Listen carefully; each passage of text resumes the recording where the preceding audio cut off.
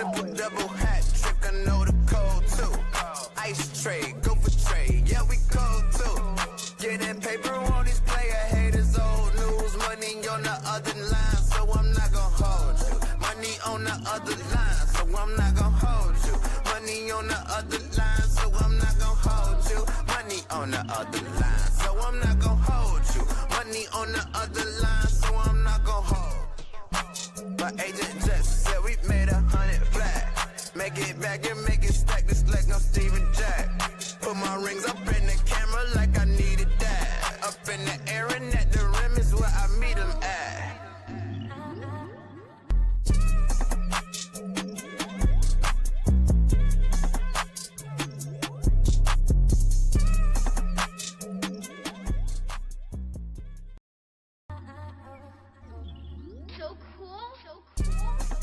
Triple double hat trick, I know the code too. Ice trade, go for trade, yeah we cold too. Getting paper on these player haters, old news. Money on the other line, so I'm not gonna hold you. Money on the other line, so I'm not gonna hold you. Money on the other line, so I'm not gonna hold you. Money on the other line, so I'm not gonna.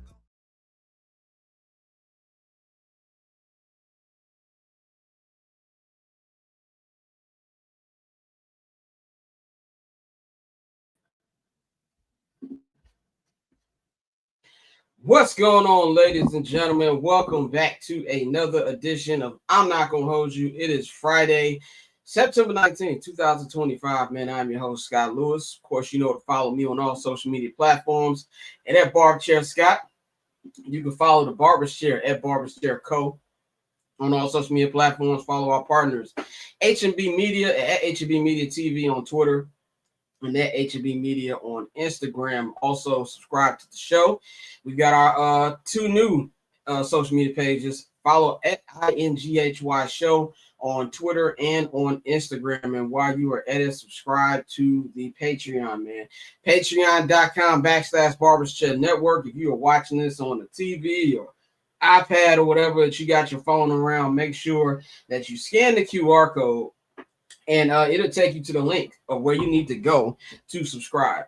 If you are watching this or listen to this wherever on your phone, wherever, the link is in the description box as well. While you're at it, if you subscribe, you get 25% off your first order on the Barbers Chair Network shop. That is the bcnetshop.com. And same thing with my YouTube channel, man. Follow the YouTube channel. Whole thing on there, as you can see up on the screen. I am moving around here now because my chair does not want to act right today. But anyway, y'all see the link right there. Click on all that. So we got a packed show for y'all today here on I'm Not Gonna Hold You. This is the local hour we're going to start off with. This is the last free local hour. The price of the brick then went up, in the words of Marlo Stanfield. Starting on Monday, the local hour will be behind the Patreon paywall. So if you guys want to get our unfiltered thoughts on Chicago sports, subscribe to that, either the $5 I'm Not Gonna Hold You tier or the $10 Barber Show access tier, and you get everything that you need to get with that as well, man. So I'm going to bring in the crew right now. Joining me today, we've got J.R. Bang, we've got Dante, we've got Courtney in the house. What's going on, people? I am solid, my boy. Yeah, everybody know, Scott say one thing, do something else, but it's cool. We are back in the building. That was not my fault. See what happens when the kill is in London. This is what happens when bang, my bad. I muted you. That's my fault. Okay, he in London. No. No, you're making mistakes. That wasn't me. This is my rules. He don't really he don't find himself. He gets to slide. Yeah, I'm sitting in the big chair, okay? So I will not find myself today. But since we are trying to be a more professional show, there will be no more N-word on this platform. And if we do, we will get the fine button, and that includes myself. I'll believe it when I see it. We are going to try. We know that some of y'all got kids and y'all want to listen to this around y'all kids. So I'm going to try my best. And if somebody says that word that is bad, but it's good at the same time, you will hear this. Whoa, that's a fine. For the record, Well, We yeah. gonna I send give all of the you money to guys, your Cash App. We actually have an actual Yeah. fund, and we gonna send the money. Scott, to Scott's we gonna personally, send I that. give you, my brother, until about week 6. Week 6. Our fines will pay for stream The y'all. 6-minute mark of this episode. What you mean week 6? It ain't gonna take that long. So yeah, that's we're gonna try very hard for that, man. So for the last Damien, right? This N-word ban gonna last for about 10 minutes. Yeah, we gonna try, man. But Damien is an actual friend of mine. He knows. I don't know if that's gonna work, but we're gonna try, man. So on this free edition of the Local Hour, it's only right that we bring a guest, our first guest of the show. He is not new to the show, and he is not new to your airwaves. We got the one and only Jonathan Hood from the Captain J.Hood Morning Show on ESPN 1000 Chicago. What's going on, my brother? How you feeling today? It's great to be back in the barbershop. It's always good to be around the N-word. It's always good to be with my N-words. It's a very good time to do that. But I'll send you the money later. All right, I'm already broke it. I'm already in there. hey, The we didn't N-word's say already it been put though. out there. Yeah. We didn't say it though. We can I'll say send the it to you. N-word. It's the implication. We don't know what the N-word is. The N-word could be negligible. It could be, I don't know. It could be naysayer. whatever. Naysayers. Let a naysayer know. Naysayer. Yeah, let a naysayer know. Good for Reese Davis to be in the crib. Good to hear from Right, Reese. exactly. That's what we're gonna do. Bobby Thompson in the chat says J.Hood, that prison basketball commentary is great. Shout out to everybody watching. But before we get to what we were gonna talk about today, we gotta let y'all know that this is a local hour. This is the last local hour. I keep telling y'all. This is Price the of the brick. local hour. There we go. That's the last Local time y'all gonna get Bang singing for free. You're gonna have to pay Damn $5 right. American dollars without tariffs. Without tariffs. I didn't add the tariffs on there. So you will get that, which means you might hear the N-word on that version. And in the words of Denzel, I'm leaving here with something. I might not be able to say it on the YouTube, but on the Patreon, all things go. So let's do that. Now, Bang, I know you said you had a question for J.Hood before I get into the rundown. So I'm giving First off, before I even ask this question, congratulations to 200 episodes of Good Karma Wrestling, a podcast that I've never been invited to. You know what I'm saying? To talk wrestling. Just wanted to throw that out there. You know what I'm saying? Also, shouts out to Hood 6 to 9. You know what I'm saying? Captain J Hood 6 to 9 out there on ESPN 1000, taking an hour from that other morning show that we won't discuss. But I watch Hood. I've been watching Hood. If we were on the Patreon, I'd say my if we real were on the thoughts. Patreon. But Hood, I've been looking at you in the way that you talk about Ben Johnson. Yeah. And I've come to the conclusion that I've been wanting to ask this question. I've been wanting to call in, see if Jay Moore take my call. Shouts out to Jay Moore and them, you know what I'm saying, and put me on. It don't seem like you are a fan of this coaching staff at all. It feels like when you talk about this coaching staff, it feels like you feel like we've been sold a bale of goods. How do you, I mean, you ain't got to go into detail, I know, but it feels like you have a number of things that you're worried about when we talk about Ben Johnson. And if Ben Johnson is really him, which is out in movies right now, what are your thoughts on this coaching staff right now? Shout out to is it Alsip? Well, I gotta go out and see that. I gotta go someplace. I gotta go check that out. I got Marcus Theaters. I gotta find that. I gotta find that movie. I gotta go see that. Gotta support. So I just know that being in training camp, and Scott can speak to this as well as I can about how there's a lot of bravado with this coaching staff talking about it's about, we have to all be accountable and the players have to be accountable. It's all good to talk tough. But what I'm saying is that I don't know if it's resonating with the players yet. See, he's a new coach, but you still have holdovers from Eberflus. And I just feel like some of those players might be rolling their eyes at a first-year head coach. The first time and first-year head coach does not always get respect. And if you start off 0-2, it makes you wonder whether or not that message is resonating. I would say the same thing with the defensive coordinator as well. That same DC, by the way, they won't take Scott's questions about the game previous. He won't talk about the Detroit game because he's already moved on. This is who he is now. He just wants to just move on. So I just think that you can come in, pounding your chest, talking about how tough things are going to be. But, man, that's just a huge change that's got to happen at House Hall. They got to get the guys that they want, because some of those Eberflus guys, I'm not saying all of them, but some of them are just kind of like, okay, all right, I know we got to do these things, but I still do things my way. Tyreek Stevenson. Yeah, Tyree Stevenson need to do things the other way, like actually defend the wide receiver in front of you and not be getting whooped all up and down the field. I think, J.Hood, that's perfect segue into the first topic I wanted to get into, and that's talk about the culture in the locker room with these players and things like that. And, you know, a lot of these guys are Eberflus guys. You know, when you look at the locker room, and I don't mean this in a derogatory way for any of the players watch this, I know some of y'all do. When I say that y'all are soft, I don't mean like you soft as in you can't fight. I mean as in not soft, losers is what I mean. That's what I mean. I was trying to do. And not in the way, oh, you're a loser. No, you literally haven't won anything is what I mean by that.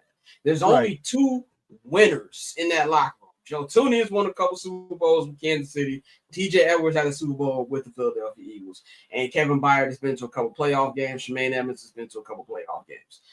Outside of that, nobody else has won anything on this roster. So if they are, you know, not taking what Ben is saying the right way or don't want to listen to them, to me, that says more about them than it says about Ben. And Bang said this on Monday morning show that really I didn't think about till he said it, but now I can't stop thinking about it. Is Ben might be saying that, oh, we can win this season, but it might be kind of a la Jimmy Johnson his first year with Dallas, where he's looking like, how many of y'all are actually going to be on this team next year? We're going to weed out who on this roster is going to be around. So, and then you've also got this rumor, which I personally think is BS because, you know, I don't believe random accounts on Twitter, but saying that, oh, well, you know, he's going to be telling Ryan Poles who to draft. Like, and is there like a power struggle? So, look, what's your thought on the culture of the Bears? Do you think Ben is seeing who he's going to cut, who's going to be here next year? I think it's collaborative. I don't like the narrative like Ryan Poles is not generally managing the team, though, because he's still a GM in place, even though he has done a substandard job of building this roster. But I want to make sure it's clear, Scott Bang, that, you know, you have to understand why Ben Johnson's here. It's not just necessarily to be the head coach, but to fix the offense first. Because his expertise is to be able to be an offensive coordinator and fix the offense first. So the notion that he's in here to be the offensive coordinator and he's going to change the culture and be the head coach, he's never done that before. No, so he's learning how to be a head coach. Now, that offensive playbook, he knows that chapter and verse because he helped Jared Goff turn his career around. But the belief that Ben Johnson comes in like a Benny Rooster with his head up and talking about how we don't have championship practice habits. Okay, well, that's your job. That's your job. You have to be able to get those champions. And by the way, when you say championship habits, how would you know? How would you know? You were with a couple of really successful Lions teams, but I don't see no Lombardi in Detroit. So I guess that's the whole point. Like, I know what he's looking for, but he has to be the one to lead it. I think that's fair. That is very fair, 100%. It's kind of like, you know, I feel like when it comes to saying championship habits, you do have to have a championship in order to say that. It's kind of like when, you know, Charles Barkley go up there and say how the team should win a championship, but you don't have a Shaq up here telling him that you ain't got a championship and to Google him every 2 seconds. So I feel like there's got to be a little bit with that as well.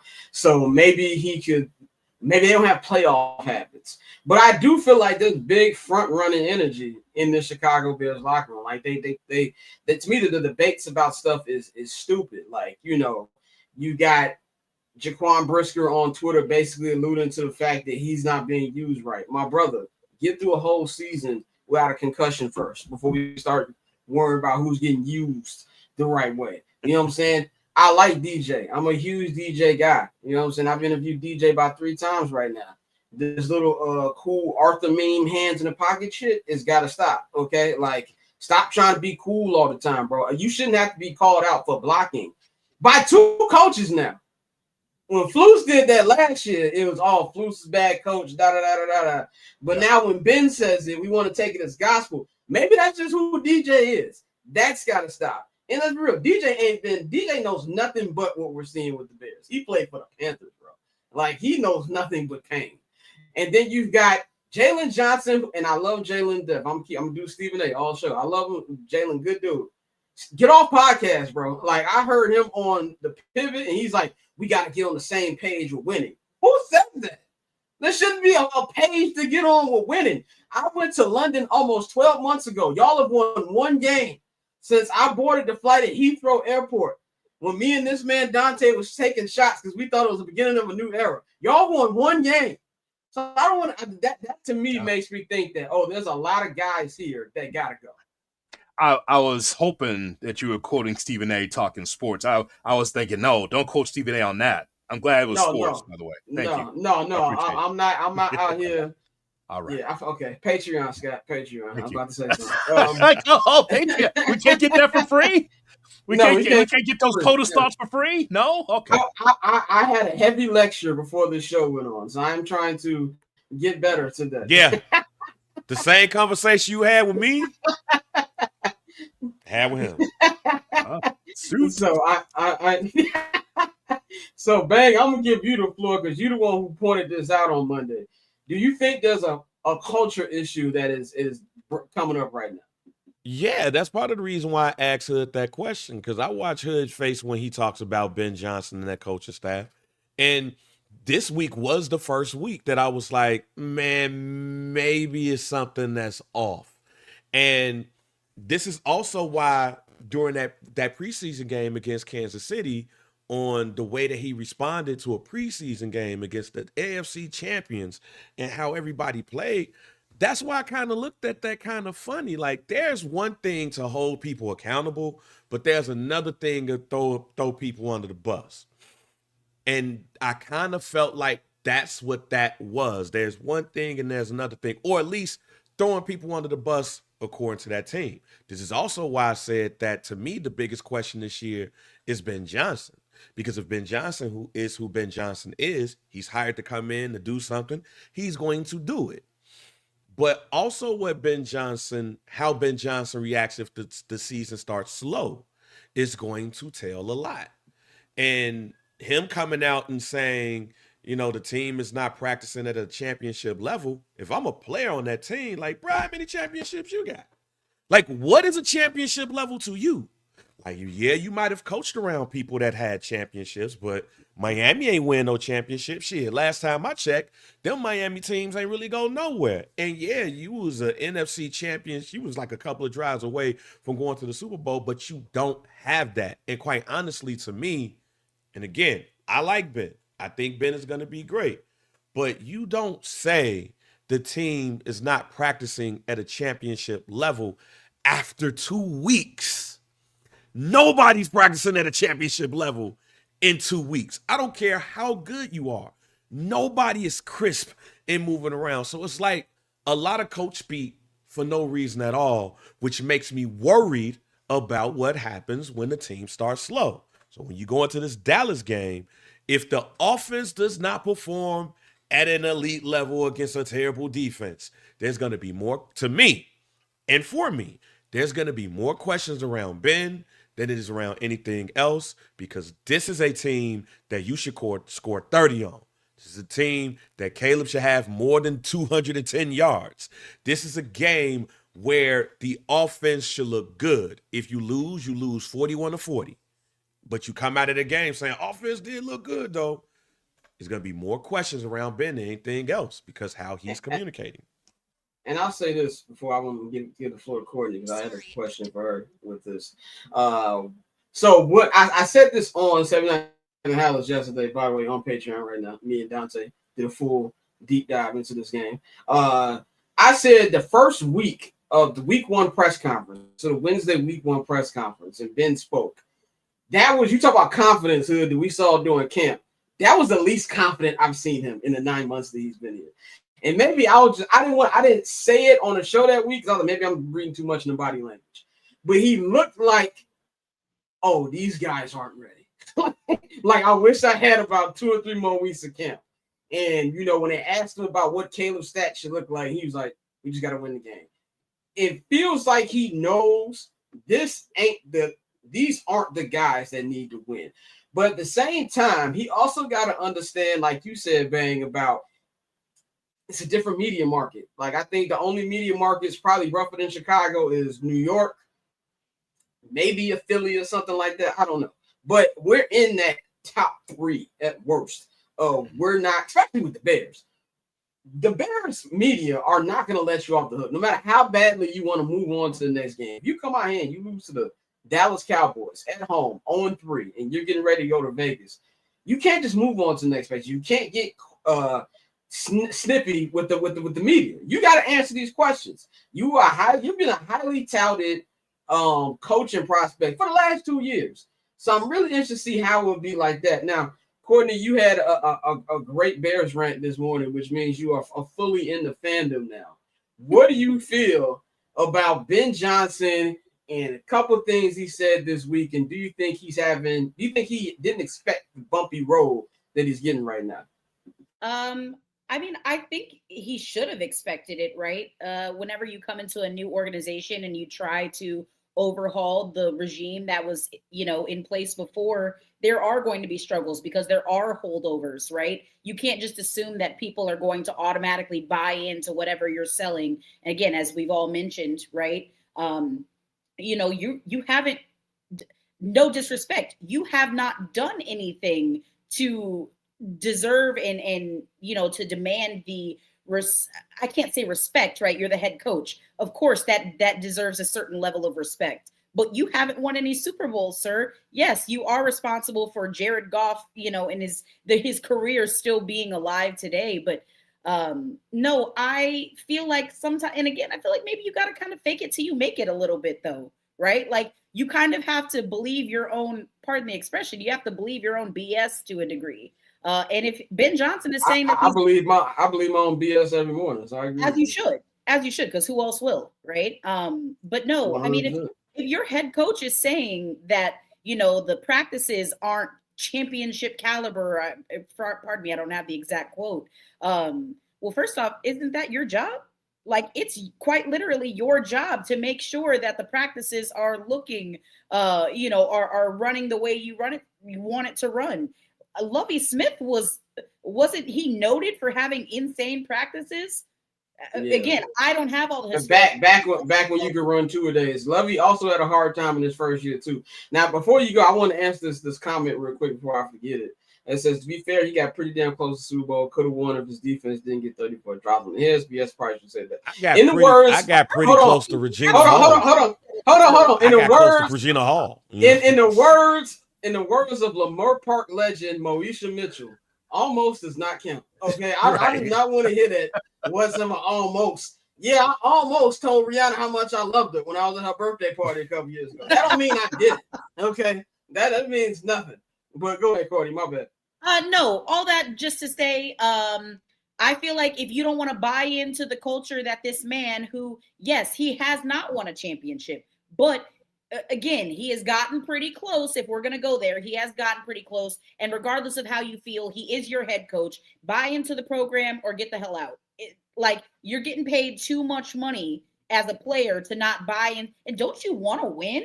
Have some pride. Don't you want to win? Don't you want to be successful? It's often said that practice, you're just running through the motions at practice. How can I be sure that that's going to, how can I assume that same level of effort or lack thereof won't translate into the games, which, I mean, they're 0-2 right now. So clearly there's something to it. Courtney, you know what's crazy? I want to make sure that you remember this. Ben Johnson took the job as head coach for the Bears without seeing Hallis Hall. Hallis Hall could have been in Lower Wacker, and he still took it anyway.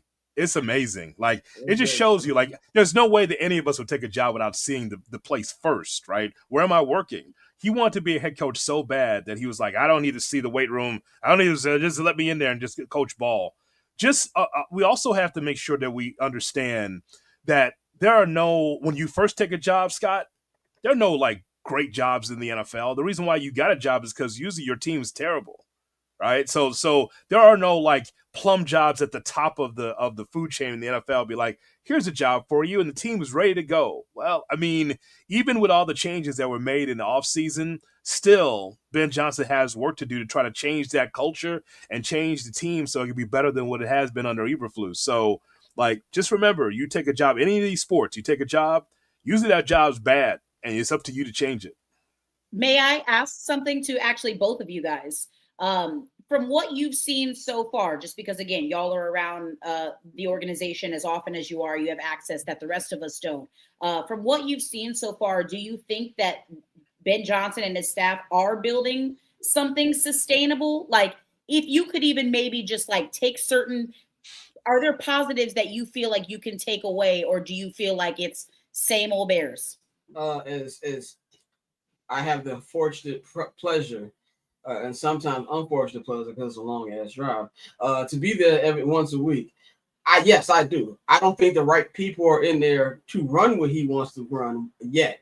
But I think that if you give me like a floor plan to build a house, this plan looks good. Now, whether or not they use the right materials to build the house is anybody's guess. But I do like the blueprint that has been given. We just got to see how it looks out. Now, I want to give Dante his thing. So I'm starting off with the first topic. Dante, we could talk about here and talk about Ben Johnson, Ryan Poles all day. The one thing that kind of went under the radar, and I think we saw more and more over the last couple of days, a lot of former players have been saying that Caleb made some nice strides from what you can take from a 30-point blowout on Sunday. Tell me what you saw, Dante, that was encouraging to you, and what did you like from his growth in this game compared to last week? Like I said on our preview, outside of the interception, which was he was clearly trying to throw the ball away, he just didn't get it over to the sidelines. There was something where you saw him going through his progressions. He was very decisive. It wasn't a lot of patting the ball. It wasn't a lot of trying to play the hero, even when you were down by as many points as you were down. And so it was a situation where when your defense gives up 52 points, the way like Courtney said, when people just started to dump truck on him and blame him, the reality was if you watch that game without just the Caleb agenda that so many people have where they just want him to fail, that's how I feel about it. Like, don't get me wrong, he was heralded as this can't miss prospect, which that was clearly incorrect. We've been through this song and dance time and time again. We've seen it with guys who we expect them to come in and just set the league on fire. That's just not how the NFL typically works.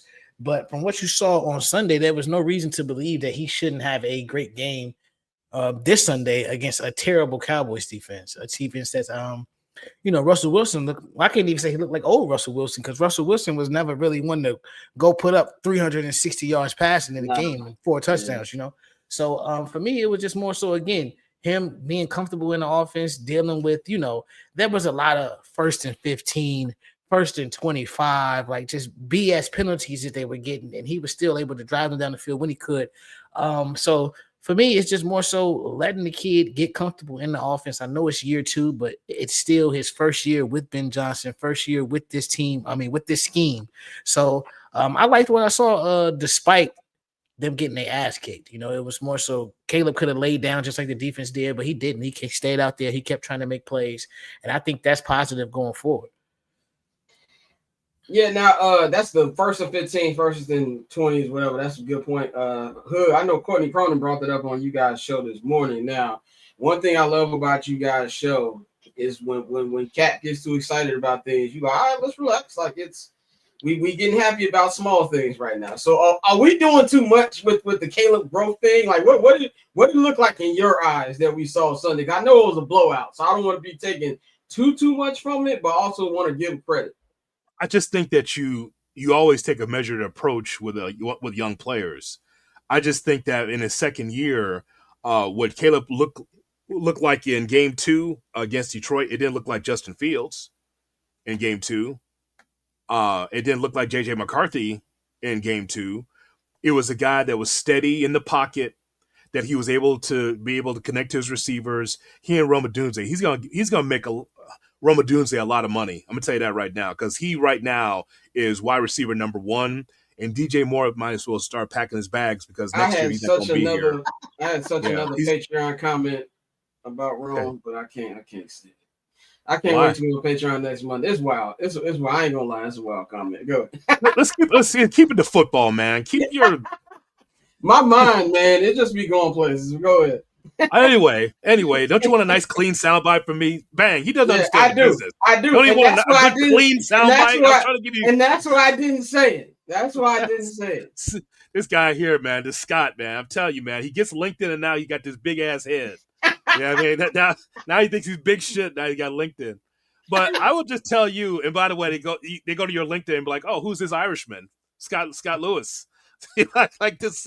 Who's this Irishman with this bar stool? I gotta check this out. This whole thing. Anyway, That's a very Irish name, Scott. it is. It's like, I oh, never Scott. actually thought about that until right now.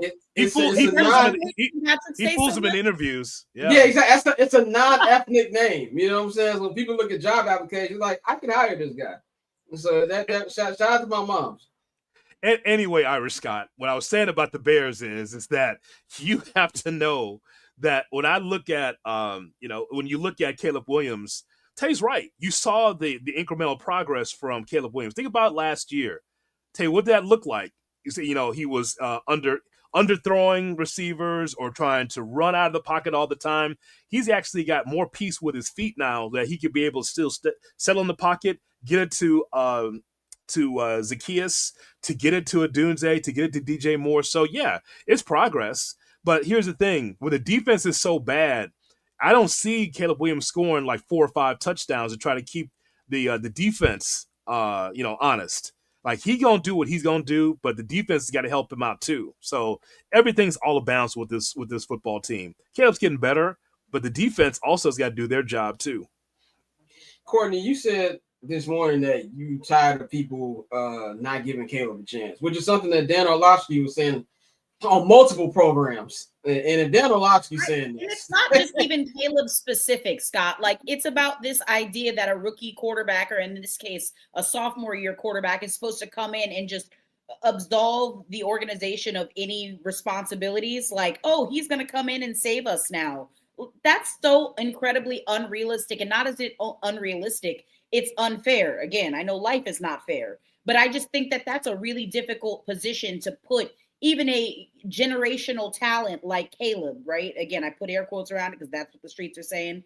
I can't necessarily say that I believe that, but that's what was promised about Caleb Williams. So yeah, I just think it's incredibly unfair. And again, he doesn't like construct the roster. That's above him. He can only play the cards that are dealt to him. So yeah, I feel like it's unfair for Caleb to constantly be in the position where he has to defend himself, not even a full calendar year, it feels like, into his career.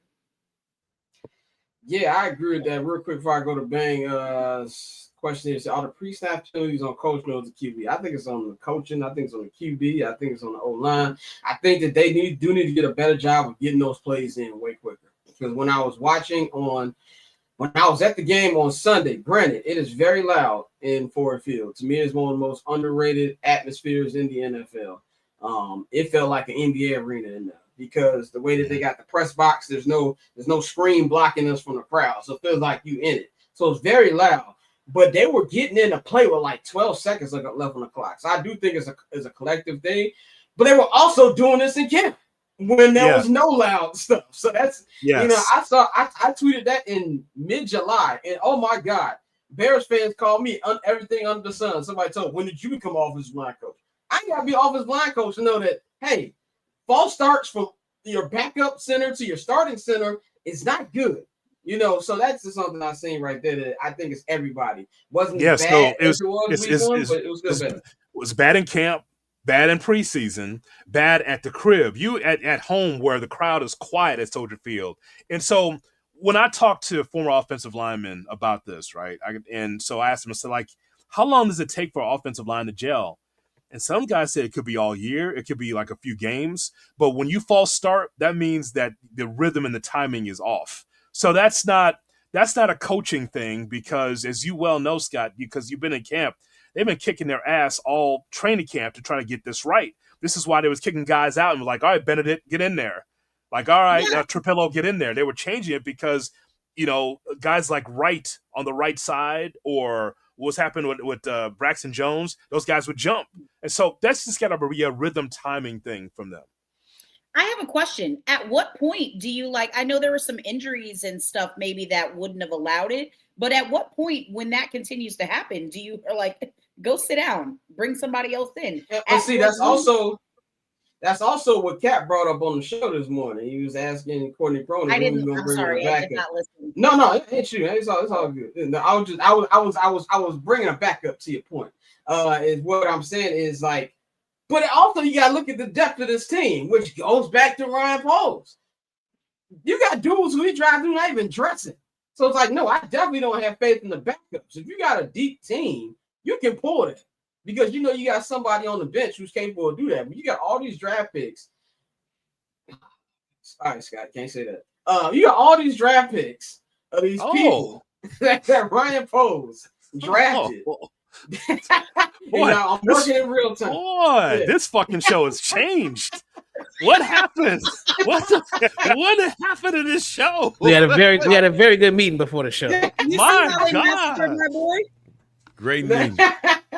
we had a great meeting before the show. I come here for the soul food, not for the potato salad. What the fuck happened? And that was my point in the meeting. But I digress. No, we said excessive. We didn't say don't say. We said excessive. This show, my God. Because I've almost cussed a couple of times, and it would have been excessive. Exactly. We gonna call this episode the N-word dilemma. That's what we gonna call this episode. He said Scott is on his Josh Allen arc right now.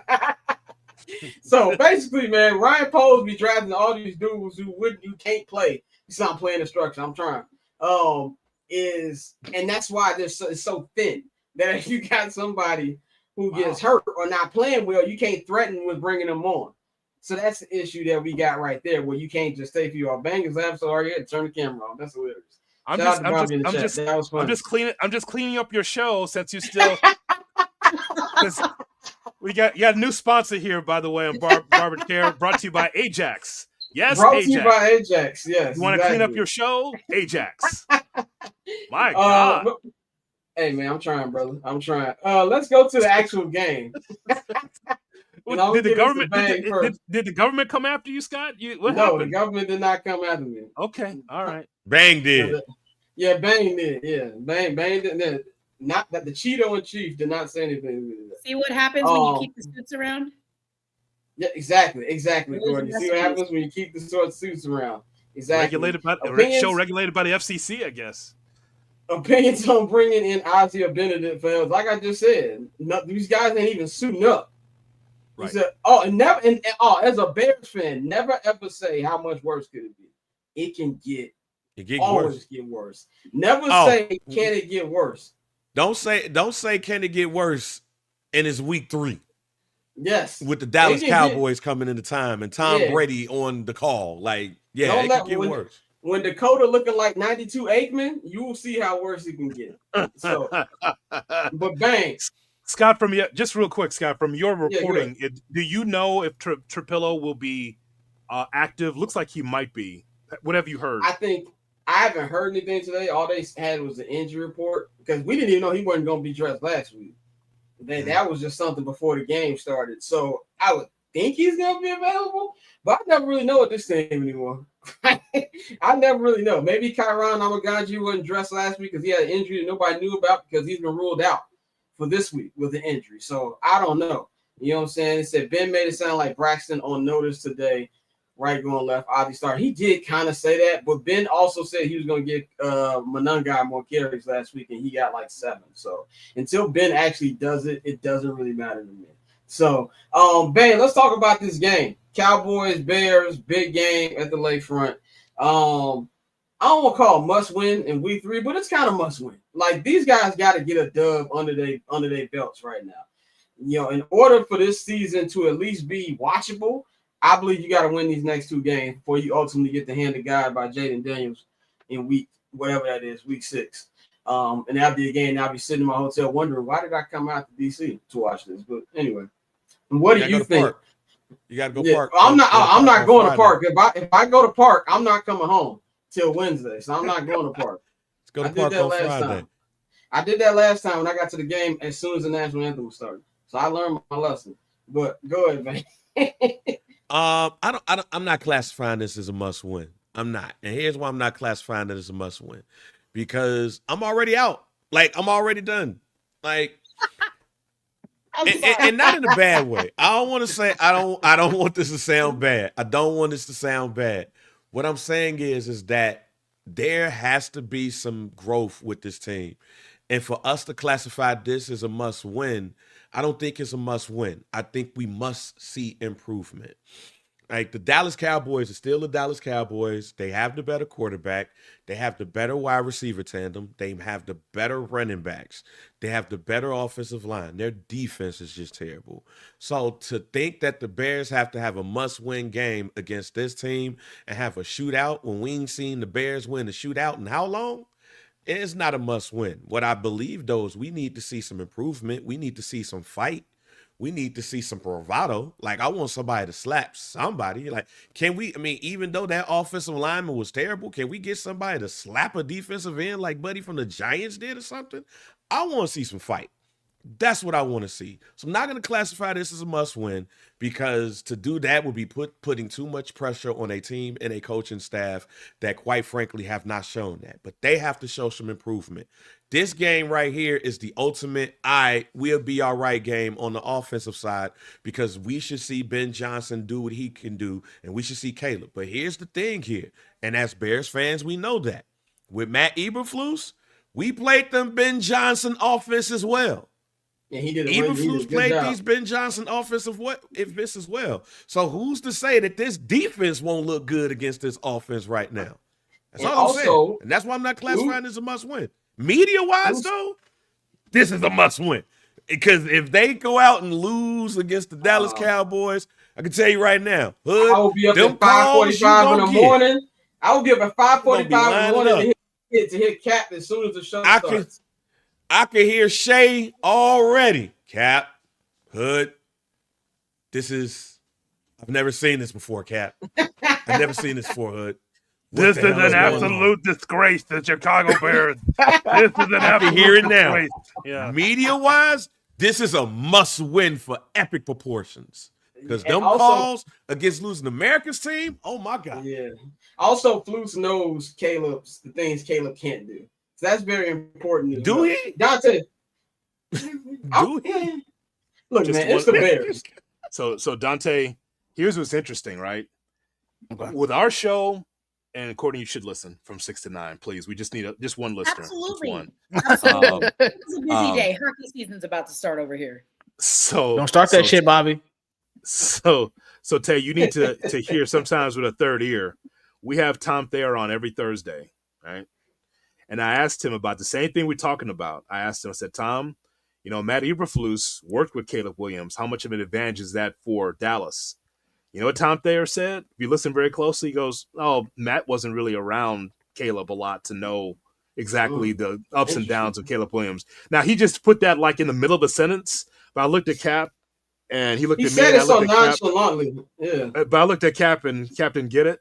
And I said, did you hear what he said? Oh, I got it. It's a joke. I get it. Yeah. So we looked at each other like, so that tells you a lot, because I always thought, here's what my thought was. I was giving Flus the benefit of the doubt, Scott. You know what I would say? I said, Matt Eberflus could talk to Caleb Williams as a defensive coordinator and say, through my eyes, as a defensive coordinator, here's the things that you're making a mistake with. I would have my guy here. So as I may not know offense, but I know defense. So watch out for this. I don't think even Flus was doing that as a defensive coordinator with a quarterback. So there's some insight there from Tom Thayer. This is how you know it was bad. Remember on Hard Knocks when it was Caleb and Flus talking, and Flus was the one taking notes? I'm like, what are we doing? Like, you're the coach. And Caleb is reading it, and Flus is, okay, all right, okay. I'm like, oh no, we are cooked. We are cooked, bro. No, when Nick Saban came in there, he was like that. Me, like, damn, you live like this? That's what Nick Saban was like when he came to Dallas Hall. That's how you're looking. You know what I'm saying? But I will say this, man. I do think, first of all, shout out to Tom Thayer, man. He's super cool dude. Yeah. Heavy-handed as hell. But You know, you just meet heavy-handed people. It's like my brother. Like, my brother don't know he heavy-handed. Like, if he just hits your back, you feel like he just caved in. Like, and Tom Thayer played football. So, it's like, how you doing, man? And I'll be like, man.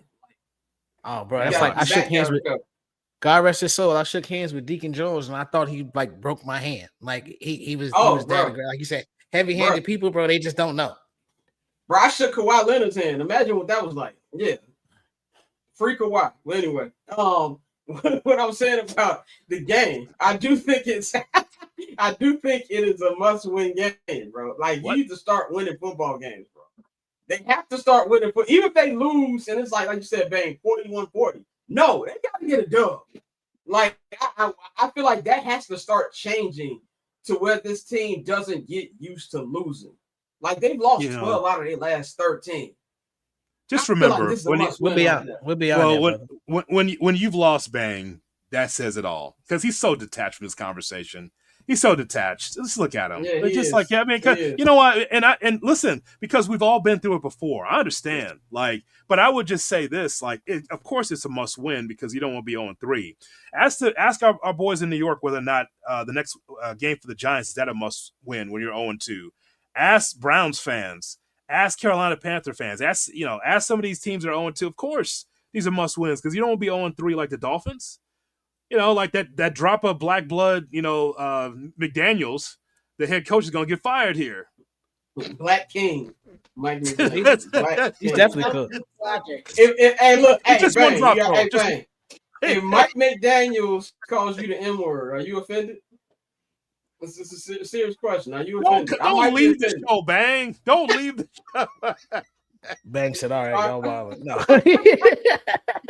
Orlando, it took me a minute to catch it. That's why I was like, wait a minute, what? If Mike McDaniels calls me the N-word, I'm offended for like 5 seconds. I'm offended. I really think I'm about offended. It. It's like if Isaiah Hartenstein Just one calls drop. me the N-word, I'm gonna be mad. Just one drop. I'm sorry. Now, Isaiah Hartenstein is 7 foot in the hoop. I won't even be mad. I have questions. I have questions. Mike McDonald too small. He too small, and he got glasses. And I'll take his off whites. Like that'll be. and he got glasses. We knew this country was changing when McDaniel got in through the Rooney Rule. We knew this country was changing. Crazy. That was one of the most mind-blowing things about that like entire saga of him suing Flores suing the NFL and the Dolphins, and then said, well, hold on, we're actually not racist. He's black.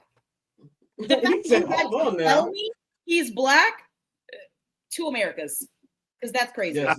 Look, man, it's 2 real African Americans I rock with. One of them I work with, and one Hood works with. So what about the rest of us? That's hilarious. Nah, we black. Oh, okay.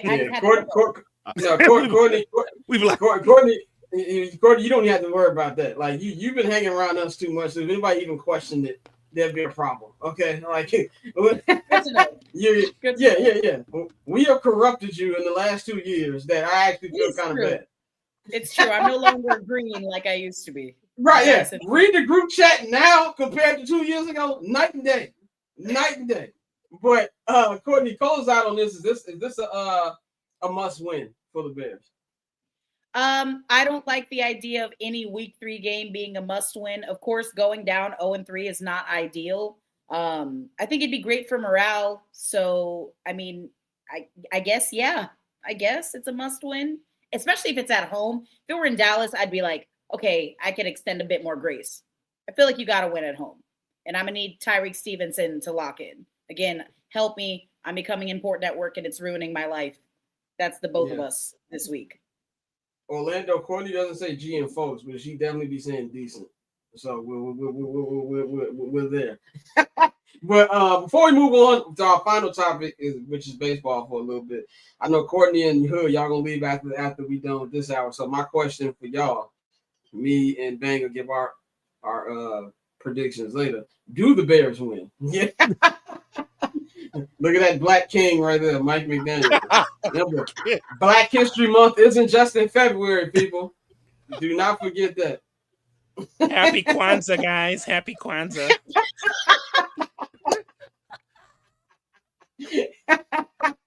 Oh man, Hood, do the Bears win on Sunday? Bears do win on Sunday. Because Okay. if they don't, then I don't know. I'm not sure where the next win's coming from. I expected to go into Vegas like, yeah, we're gonna go in because I'll be there. I want to be a part of this trip because I thought they could beat the Raiders. Now I'm not so sure, but it's got to be Dallas first. I think that the Bears can exploit Eberflus's defense. I think we're going to run the football better. It's just that I don't want to go into like a back and forth scoring thing. Like, what's the total? I think the total's 50 and a half, something like that, 51 and a half. Yeah, I'm taking the over, but if we get into a shootout, Dakota going to win that. But I feel like the Bears can be able to play a good enough defense to be able to hold the Bears to their first victory. What did that British dude say? I don't think you have the facilities for that big man. That's what comes to the Bears. It comes to the shootout. We ain't consistent enough. Courtney, do the Bears win on Sunday? Yes. Say it. Yeah. Yes. Okay. I think they do. However, Brandon Aubrey, I feel like y'all need to like put a hex on him or something because I'm so tired of watching kickers impact games to this manner. No one should be kicking a 60+ yard field goal. I'm over it. You know who Mike McDaniel looked like? He looked like Teddy McDonald off Snowfall. That's what he looked like. Oh, he do. He looked like Teddy McDonald. I don't have any more drugs for you, Franklin. That's what he looks like. 100%. Also, this is unrelated. Someone in the comments just said we got it for that 4K yards and that's it. I feel like that's really hard to do now, considering that like every drive I feel like starts at like the 35, 40 yard line. Am I tripping? It's hard to do, but he had 3,500 last year. So I think it's very. I'm just talking out loud. Man, everything is hard for the Bears to do. Like everything. That's also very true. That's also, oh yeah. Patreon. Patreon. That's what I'm gonna say. Patreon is what I'm gonna say to that. Let's close up this hour with some baseball talk because there's one winning team in the city, and unfortunately, that's the Chicago Cubs. So they clinched this week. They will be a wild card. I mean, they're still mathematically in it for the division, but let's be real, the Brewers gonna win that. Now, Hood, I know your co-host. I love watching his rants after the Cubs do lose. That I run right to Cap's Instagram as soon as the Cubs lose anything.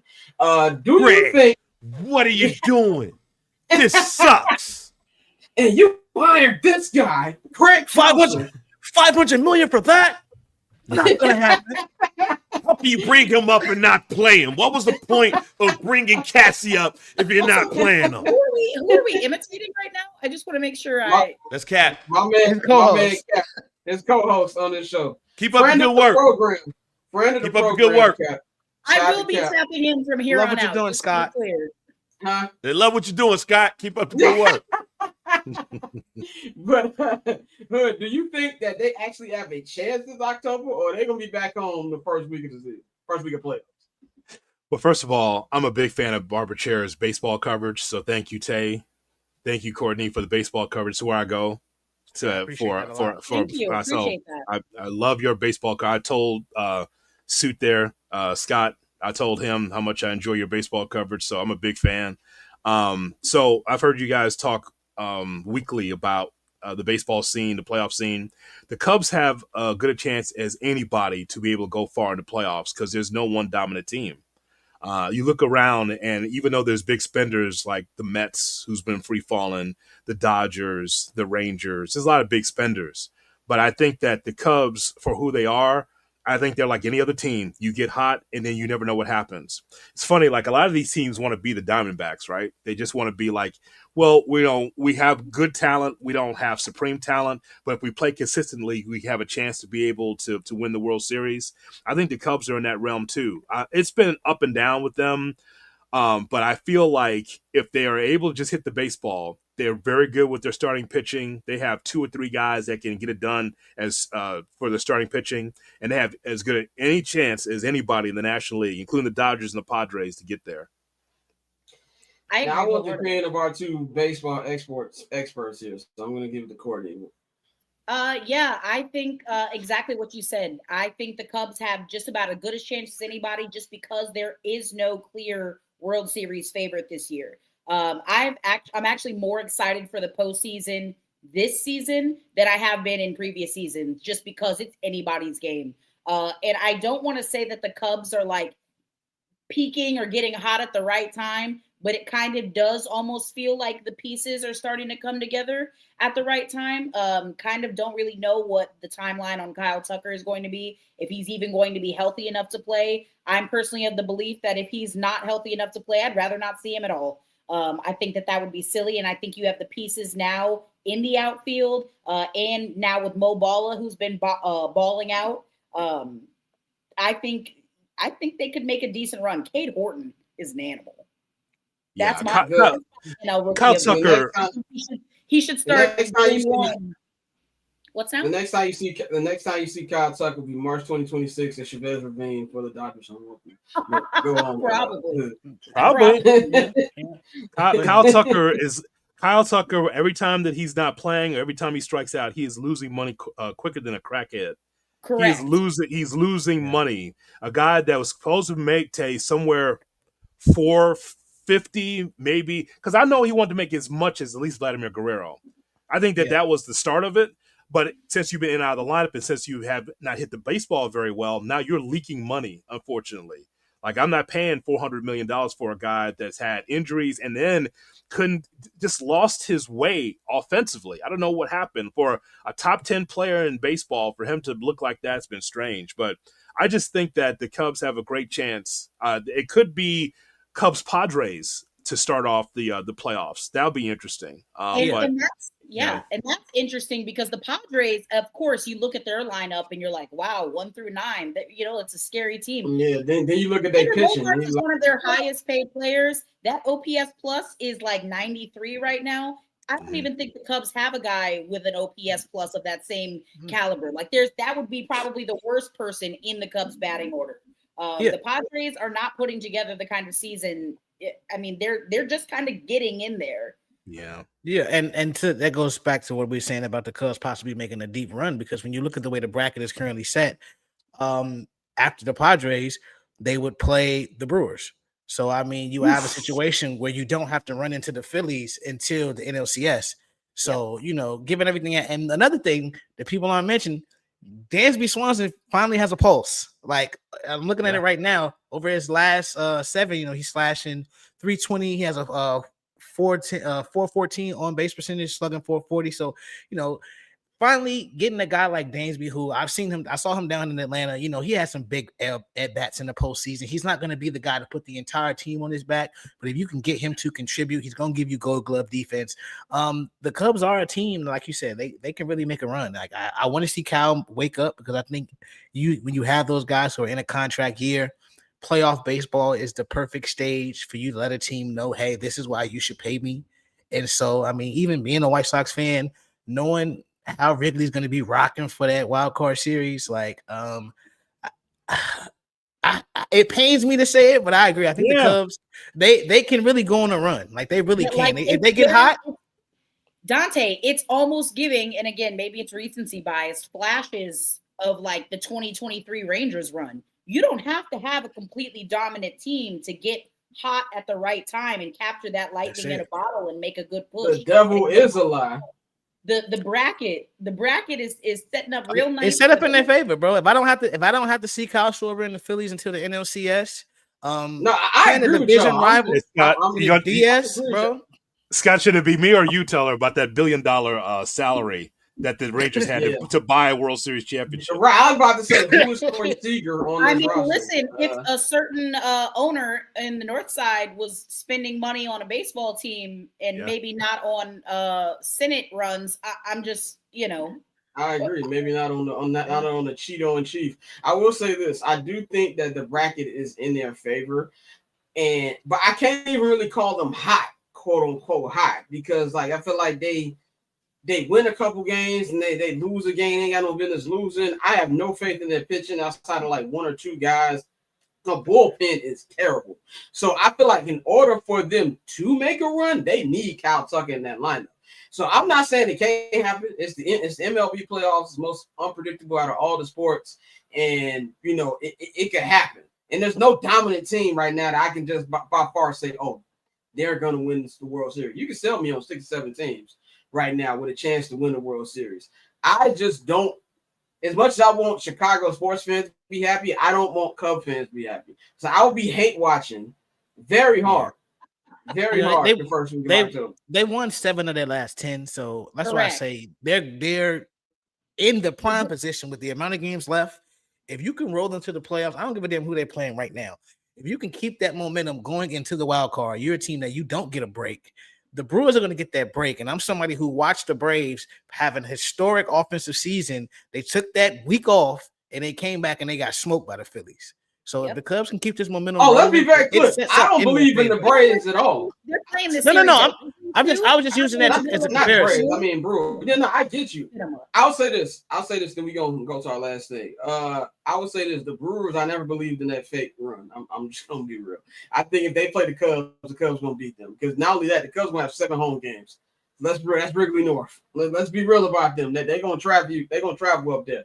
But as we close the logo out, Hood, I wanted you to help talk some sense into my good friend Dante Miles. Okay, he is letting that White Sox narcotic, that bad dope. Like, it's not even good dope. This that dope that Stringer had to cut up when Avon was in jail because they couldn't get the good stuff from Prop Joe. I mean, that's what this is. Red top, blue tops is gonna sell. Like it don't matter. It's gonna sell. Thing. First of all, I just want to say the last White Sox rebuild, in my opinion, was the worst rebuild in sports. The only rebuild that can maybe rival it was the Sixers. And the reason the Sixers is better is they were one fluke Kawhi Leonard shot away from making it to the Eastern Conference Finals and maybe would have made it to NBA Finals. And at least Embiid got an MVP out of it. Nobody on that White Moncada's a bum. Eloy, I don't even know if he's in the league.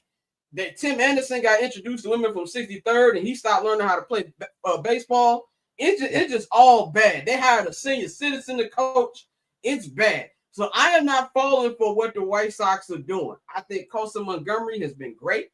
He's had a lot more power than I thought he would. But if you look at the numbers he's had since he's been called up, there's no way that's sustainable. I think they have different players on there. I don't think that I think Colson can be a good player. I'd be shocked if he out here doing 20 home runs, 60 plus RBI. That would surprise me. And let's just give it to him. Let's just say Colson is that guy, right? Let's just play devil's advocate and say Colson is that guy. This is baseball. You need about 7 to 8 more guys. Where are they coming from? I'm not trusting the general manager who was the guy who his job was to develop the bums who were just on the last rebuild. Jerry Reinsdorf is still around, even when he does redacted and it goes to Ishba. Do you see what the Ishbas are doing with the Phoenix Suns? I'm not that confident in that either. So what I'm saying is, 60 wins if they get it, cool. But you can't tell me that this is, I don't look at this as progress until we get closer to 80-something wins. And even that, is this franchise going to put up the money to make this a good team? Because that's what Baltimore, they want to do that. And now you see the mess that they're in. So my question to you, Hood, is what do you think about the Sox right now? Okay, well, first of all, I'm not going to have you say what you said about 63rd Street because it's gentrified now. Have you seen they got a Champ Sports now on 63rd? So I'm not going to let you say that about 63rd. I also seen some clucks on 63rd bottom Starbucks that be over there by Candy Cane too. So it's still there. It's like Brooklyn. It's like Brooklyn. You go to Brooklyn. Yeah. You go to Brooklyn now. I was in Brooklyn a couple weeks ago. You make a left, you in Jay-Z's Brooklyn, Barclays, Junior's Cheesecake. You make a left, you see what Fabulous got the rounds for his first album. So that's kind of like what 63rd is right now. But go ahead. I just got a text from Reverend Brazier. That's blasphemy. Don't be saying that about 63rd Street. Anyway, so Brazier don't like that. So what I would tell you is that with the White Sox, Tay, it's good for you to be optimistic about the White Sox. But here's the thing. I like the young guys. I was just out there for the last game against the Orioles. And, yeah, I was frustrated by looking at Michael A. Taylor and just like Dom Fredericks or somebody. I was just like, it frustrated me by seeing these guys, Mike Talkman from Palatine. Yeah, because it's like, at some point, a lot of these guys are not going to be with the team. So I heard the Chris Getz press conference the other day, and boy, it was lengthy. He had a lot to say. It was like It was just a lot that he put out there. But the one thing that I did not take away from that press conference is that the Sox would be able to spend some money. He said, well, we got to find out how the budget, how it all fares out, how it shakes out. And it's like, don't lie. We already know your budget. It's not a lot. So what I need from the White Sox is to build on their youth and to be able, and the way that it's going to get better for next year is that they have to get 2 starting pitchers, and it ain't going to be top shelf. It'll be somewhere in the middle. And then you got to get a back of the bullpen guy. That could be Kenley Jansen, by the way, if he's available for like 1 year. But you need to have that. And the rest of it, you got to let these young guys cook, right? But if you get a left-handed bat, some pitching, and then the back of the bullpen, that helps because this starting rotation is not good enough. Like Shane Smith and Davis Martin, maybe, and the rest of this is not good enough. Like Hagen Smith from the minor leagues, maybe he'll be called up next year. But you are right. Like, I'm a big Chase Mydroth guy. I think that he's that guy when he steps to the plate, he has an approach. Like, I like him. I like Montgomery. I like some of the other guys. But until you get the Benintendies and some of these, and Talkman and some of these guys off the team, it's going to be the same. They will not lose 100 games next year. Let's put it that way. But you got to be able to add on for the limited budget that they have to be better next year. No, I agree 100%. And it's kind of disappointing. Like, how it's one of those things with Chicago sports where you say, it's disappointing, but I'm not surprised. Like you said, with that press conference, like we know, like you said, the budget is not going to be there. So don't play in my face and tell me it's going to be there. Their biggest chance for an addition is Lewis Robert playing like he has a pulse for an entire season instead of, picking his spots where he actually plays. But I'm with you. I love the young talent. And it's one of those things where, Scott, I get why you hesitate because it's literally the same story. We trade a dominant lefty to Boston. They give us a package of prospects. We try to make something shake. But I think with these guys, I think just the overall attitude and the fact that Jerry, I don't think he's as hands-on as he once was with the entire ball club. Chris Getz has spoke about the facility that they've created down in Arizona, the pitch lab and the hitting lab. And they sent Colson Montgomery there before they called him up and, retooled his swing. And they've really been doing that. And so I'm with you. I think I don't even want them to, even if they had the money, I wouldn't want them to go get a top end back of the bullpen guy simply because we've seen how volatile those guys can be this season with some of the big names that went to different teams and now they've been a shell of themselves, whether it be Devin Williams or Buddy over there with the Dodgers. So for me, like you say, keep developing your guys. Noah Schultz, I know he's the whole, number one lefty in the minors and all of that. But even in the futures game, I always hesitate with guys who don't have high velocity. I understand, you want to pitch and all of that, but in today's game, you still have to have a point where you rear back and just throw it past somebody. And so with him being more of a control type pitcher, I hesitate with that. So knowing that the Ishbia transfer of power is still 5-10 years away, I don't hold my breath on that. And it's really just more so you have to, again, hope that the prospects you have in-house just continue to develop. And we've actually seen more development from these young guys at a quicker pace than we did the last guys. I also think that the COVID stoppage played a big part in it because remember, Garrett Crochet and Andrew Vaughn didn't get a minor league career. They were on the taxi team, and then they got called straight up to the bigs. So now you actually have an opportunity to develop some guys. And so again, it is the same guy Getz who was in charge of development back then. But I'm gonna have a little more optimism that at least in terms of our prospects, that they'll pan out a little bit better. And you're gonna need a first since Greg need a first baseman badly. Oh man, I'll let you finish. Courtney got rolled, so Courtney, you can follow Courtney at 1-800 Collobro. Courtney, you doing content for the IG? Oh yeah, so I'm actually leaving now because I gotta head out to Fort Worth. It is the last Iron Skillet this weekend. SMU TCU facing off at 11 a.m. tomorrow. Texas guy? No, I was representing the state of Texas for you. Oh yeah, okay, yeah. I guess that is like Courtney looked like you threw up a gang sign. Okay, yeah, because this is Pony Up for SMU, but we don't do that around here. But they're so close to each other because this is like Go Frogs and then Pony Up. It's like a little bit. It's very silly. Anyway, I will be out there tailgating, talking to people. Hopefully, people let me try their brisket, while they're out there grilling. and I'm going to stick a microphone in their face and ask him what the vibes are like. You know, that's what we're going to be doing this weekend. So follow Courtney, follow the Barbershare IG, because that will be all up on there. Courtney, we will holler at you on Monday morning. Absolutely. It's a pleasure, guys. All right. I'm going to wrap this White Sox conversation up. We're going to let J.Hood bounce by saying, excuse me, Ben, could you put the pitchfork down? Thank you. Put the pitchfork. Stop trying to sneak the pitchfork in the show. Thank you. Go ahead. In the words of our... You're in the suburbs now. You can't do that now. Exactly. Orlando peeped it too. Exactly. Orlando peeped it too. When it comes to the White Sox, I'll close with this. In the words of our once war criminal president, fool me once, you fool me. You fool me twice, you can't fool me again. That's how I feel about the White Sox. I'm not going. Until I see bottles being popped for a playoff appearance, I'm not falling for it. If anybody tell me I'm bandwagoning, they won the World Series on my 17th birthday. Y'all can't tell me what I can and can't do. Did Jose Valentine sign your baseball when you was a little kid? I don't think so. Do you have an autographed Frank Thomas mitt? No, you do not. So I will move with this team as I choose. But that's I'm gonna say feel. this. I'm gonna say this. If you wasn't here when it was Ray Durham, Maglio, Ordonez, and Carlos Lee, don't talk to me. Like, I done seen some things. If you wasn't there when we was the third place in the AL Central every year for like 2/3 of the 90s, the strike we would have got. We almost would have won the World Series without the strike, but we're not gonna go there. We don't have to keep taking it back. And also, bro, I remember, if you don't know who One Dog is, don't try to tell me what I can and can't do when it comes to the White Sox. Bro, and I'm gonna say this. I think, and this is why I'm disappointed that Tim Anderson didn't pan out. The Chicago White Sox are just better when we have a great black baseball player. We just are, bro. It's a part of our history as much as the White Sox had itself. Like, we've always had guys. Make the White Sox black again. Make the White Sox black again. Hey, man, we got to find somebody. Make the White Sox black again. Gotta make them black. Gotta make the White Sox black again. Gotta make them black. Gotta make them black.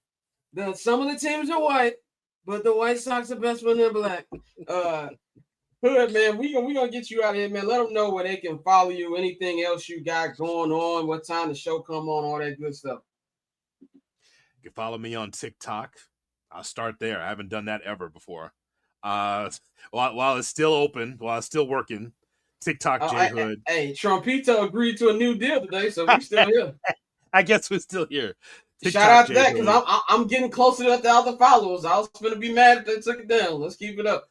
I'm on the Cap and J.Hood morning show, weekday mornings at 6 on ESPN 1000. We got the ESPN Chicago app as well. I'm doing wrestling content for Good Karma Wrestling on YouTube, as well as Pro Wrestling Nation on Sunday morning. So we keep it busy, man. The Under the Hood podcast as well. I feel like I'm a guest, but really I'm family. I'm actually part of this network. Family of the program. Yeah, actually. So that's this idea that I'm a guest, like I'm an outsider. I got my feet up on the damn furniture up in here. So yeah, you don't have to ask when you go into the refrigerator. Yeah. I comment. Yeah. Like once I ease out of this box, I'm going to be commenting on the show. So like I always do. So I'm not a guest. I'm part of this family, and I appreciate y'all having me. Always good to talk to you, brother. We gonna holler at you. Keep down no gang signals, please. It's a new barber chair, please. Yeah, especially not them West Side gang signals, man. Come on, man. Exactly, man. This is a South Side show, brother. Yeah, you think he's standing you think he's standing in front of a wicker chair at a party? Yeah, he think he's in front of El Grant. You're not an El Grant, man. You're muted. Muted. Oh, hold on. Let me find the button. Oh, there we go. I got to find. There we go. Hey, man, I'll be on 17th and Damon every Thursday now, so I'm everywhere. Whoa, that's fun. I'm everywhere. I'm everywhere. Shout out to Nikhil, because he usually is quicker on the fine gun than I am. But Hood, we gonna holler at you, brother. All right, thank you. Yes, sir. Man, we're gonna get into the rest of the NFL. I had a commercial break on here, but we're not gonna do a commercial break. We're just gonna get right into it because we're on a little bit of a time crunch. So what we're gonna do, man, we're gonna talk about last night's Thursday night football game between the Buffalo Bills and the Miami Dolphins last night. I thought this was going to be a bad game. I thought we were going to get our usual Thursday night snooze fest, but it was actually pretty entertaining. And yesterday, the Bills ended up winning 31-21 because Tua threw a nice patty melt down the field at the end of that game. But if you look at this team right now, Joshua Allen went 22 of 28, 213 yards, passing 3 touchdowns in the air. James Cook, 19 carries, 108 yards, and 1 touchdown. He was hitting dudes with the I almost stopped. I almost said the N-word right there. He was hitting dudes with the thug. Watch out every time he was getting the ball. But I look at this game, and there's 2 things I got from this game. One is the Bills could be 7-0 by the time that Patrick Mahomes and the Kansas City Chiefs come to the Bills Stadium. And I'm gonna say that if you look at this schedule right, this is not a first place schedule, bro. These are the next 5 games. They've got the next 4 games. My bad. They got the Saints coming home. They got the Patriots. They go on to Atlanta. They go on to Carolina. They can easily be 7-0 before that game. Even though I picked this team to win the Super Bowl, they are my Super Bowl pick this year. It's something about them. And I know it's that defense that's just a little off to me. And it was concerning the way I saw them play last night. Now, granted, it is a division game. When you're in a division game, you got to throw all the stats and all the logical stuff out the window. And you got a team in Miami who's straight up desperate. They were not trying to go 3-0 last night, and I think they really put up a good performance. But I think that can be their Achilles heel because the offense is so pure. Like, they just score with ease. And if you're a Bears fan, obviously that's what you hope one day the Bears offense look like. As easy as it looks right there. But there were too many situations where they couldn't get stops. And that was irritating. Now, obviously, they got the biggest stop of the game by picking up Tua, but there's something about Tua's throws that are just off too. Even his touchdowns, you just look like, oh, there's a great chance that this ball can get picked off.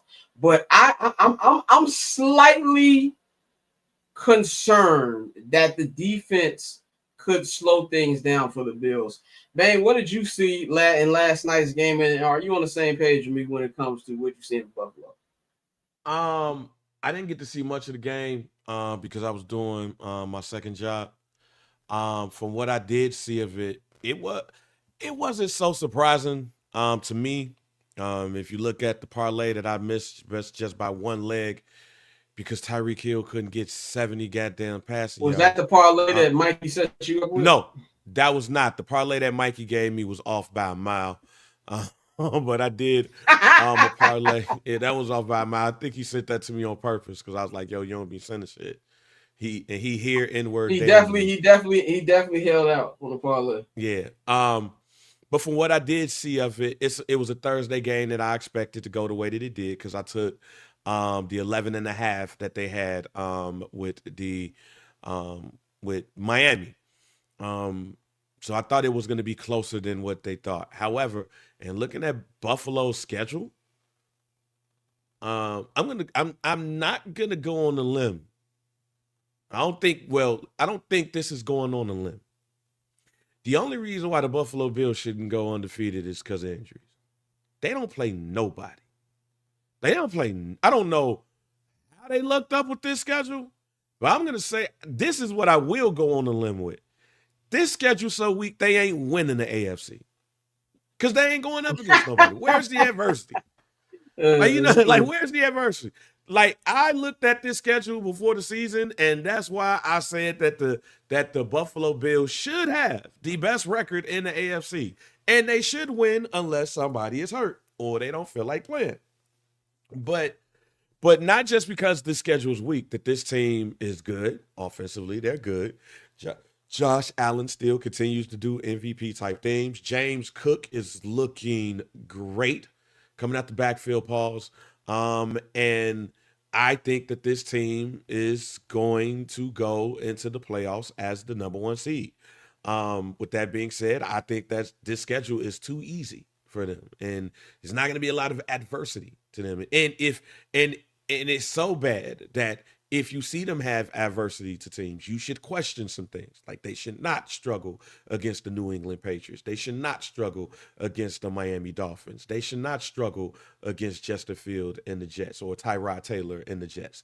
So in the division, they shouldn't. And then outside of the division, no. So, yeah, if I'm the Buffalo Bills fan, I'm happy about what I am seeing, what I got, and what can happen going forward.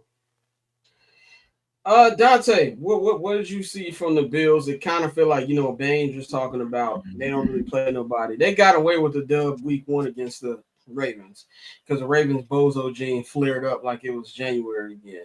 What did you see last night? Was there anything? Are you concerned about the defense the way I'm concerned with the defense? No, I saw the week 2 Buffalo Bills. I mean, they're gonna be a-okay. Like Banks said, the schedule is too weak for them to actually, you be talk about things being too big to fail. And I think this team is too good to finish less than like 11-6 would be like a disappointment with that Hell schedule. yeah. Like it's still a 12-13 win football team. You still gonna have to go up to Buffalo to play a playoff game. So I mean, I'm not really worried about them at all. It should be way more worries on that other sideline. I know we're gonna talk about that in a second, but in terms of Buffalo, I'm not really concerned. It's just the week 2 Bills. The Bills are going like every good team. They're gonna trick off 1 or 2 games a year, and like this game was closer than it should have been. But as long as you got the dub, then I don't think it's anything to be worried about. So I'm not worried about Buffalo. That was a good point. I never felt like they were going to lose last night. And that's something that I was watching. Shout out to Chris Long, man. There's not a lot of football podcasts I like. I love the Green Light Pod. And no, I was not paid to give this endorsement, but I do like the Green Light Pod. And I was watching his reaction last night, and Chris Long was saying that, he's watching the game, and his wife came in like, "Oh, it's a close game." And he was like, I didn't know how to explain to her that, yeah, it's a close game, but there's no way Buffalo's losing this game. And that's how I felt watching the game. Like, I was like, oh, okay, this is just good for my entertainment. You know what I'm saying? Like, this is just a close game, but I never felt like they were going to lose. You know what I'm saying? So I do agree with it on that point. Now, they are in the same category as Baltimore with nothing they do in the regular season is going to matter. We're looking at them January. Can you get it done and make it to the Super Bowl? And let's go to the other side of the field yesterday, the Miami Dolphins. We've been talking about Black King Mike McDaniel all day, but he's looking like a coach that could be fired by trade deadline. And not only could he be fired by a trade deadline, Tyreek Hill, we all laughing at Tyreek Hill. He ain't had 30-yard catches then. Okay, yeah, it's funny till he land back up in Kansas City. Then it ain't gonna be funny no more when Pat get his boy back and then he start. Oh, see, this is what happens when you give me actual wide receivers to throw to. And then the Tyreek is going, this is what happens when you let me be back in Andy Reid's system. I think this is just a matter of time because if you look at them, they're not going to get much better, bro. Like, I'm trying to pull up the Dolphins schedule, but it don't really matter because the way they're playing. And I think that defensive coordinators know that Tua just can't throw, bro. He just can't throw. Now, you got some interesting games that if you are a Dolphins fan, there's 2 games to get back into this thing. You got the Jets at home, and you go on the road to play the Panthers.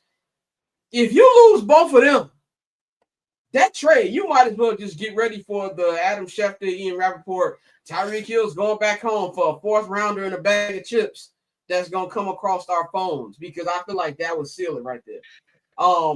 Bang, what do you think about the mess that's going on in Miami? And do you think it's just a matter of time before Tyreek is off that team again? I'll start with the latter first. That should happen next week. Bye. This team ain't going nowhere. Just cut Tyreek Hill should be in another uniform next week. Why wait to the new trading deadline? Bye. See you later.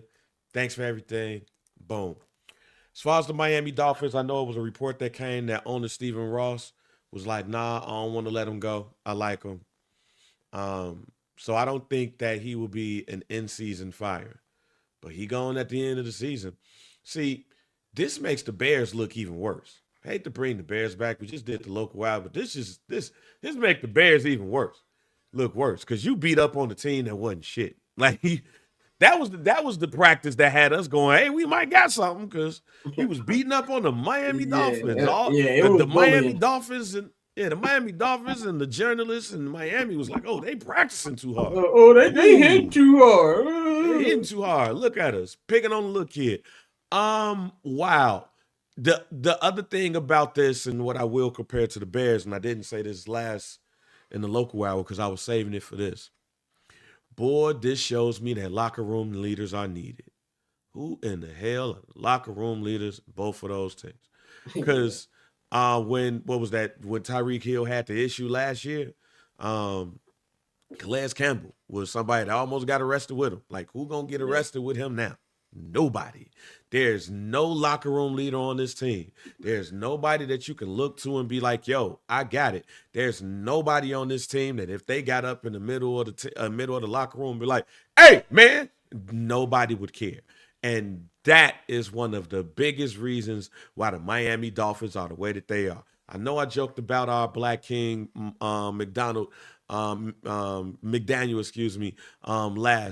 last joint, but I'm dead serious. Look at him. What makes you respect him as a coach? Like, as the head coach? Like, this is not meant to be disrespectful. I'm just saying, he does not even look like somebody where if he was talking, I'll take it seriously. He's one of those people that if you winning, all right, man, homie, cool. Yep. Yeah, we winning. We got some innovative plays and shit. When we losing, man, tell buddy ass shut up. That buddy ass to shut up. Like, man, he's buddy ass. That's what he is. All right? One of the greatest moments, he's buddy ass. That's what RIP my boy Rico, man. Exactly, Rico, man. He's that. And when you look at that, I like him. First of all, I was hoping that the Bears hired him. Low key, when they did that shit with Eberflus, I was like, why you didn't get him? But I'm glad we didn't get him.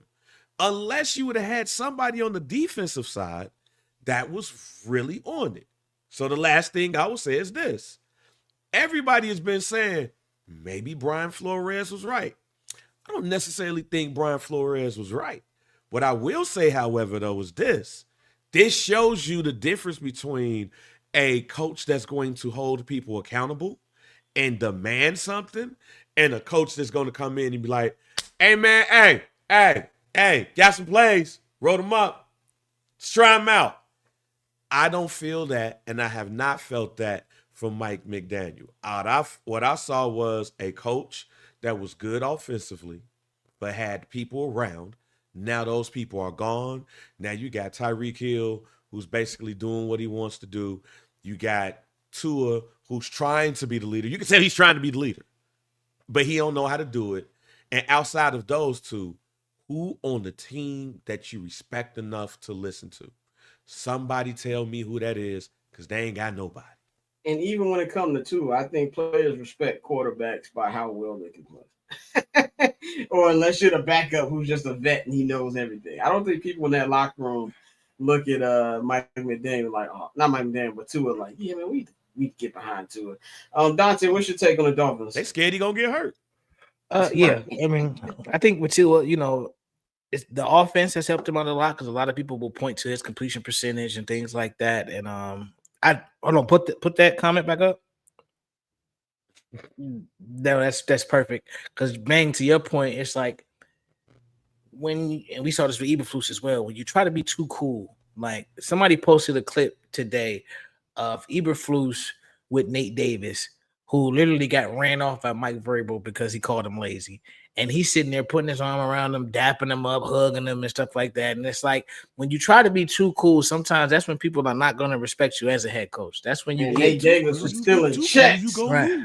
That's when you get those checks. You get those tantrums on the sidelines by Tyreek Hill as he's looking at the iPad and going over the plays and things like that. So I think it's a situation where if you're the Dolphins, it's crazy because before the concussions and everything, you thought you really had something with Tua and the McDaniels pairing. But I think it's one of those situations where one of them has to go. And unfortunately, because of the money you have tied into Tua, it's probably going to be the head coach.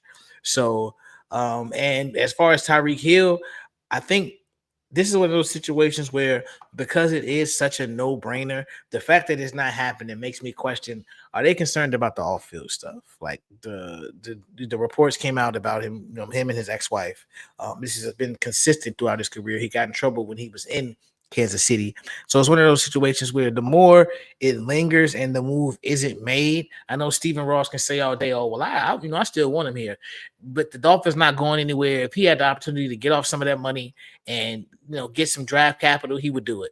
So I think it's a situation where you may have teams that are just doing their due diligence and saying, well, you know what? we solid on bro for right now. So that's one of those things you definitely have to keep an eye on until we actually see any progress or see anything happen with Tariq. Because right now, I don't think,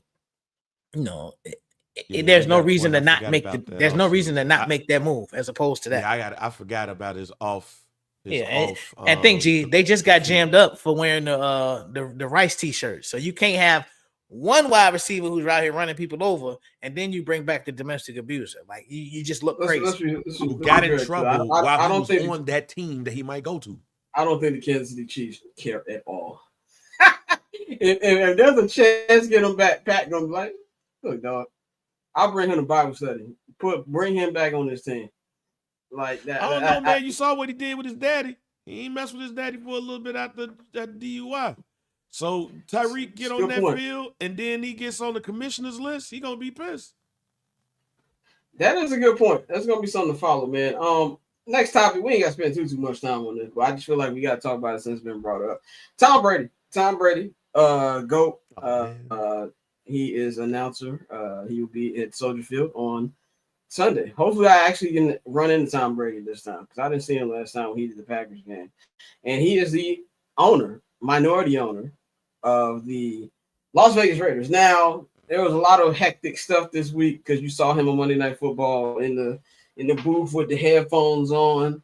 Shout out to the Ursay girls because they're the ones I haven't seen anybody before them have on headsets, and they're not. Hey, I love her. I love her. Hell, though. With the iced out Cuban, I rock with Shorty, man. I do too, but her eyebrows scary as hell. Her shit look like.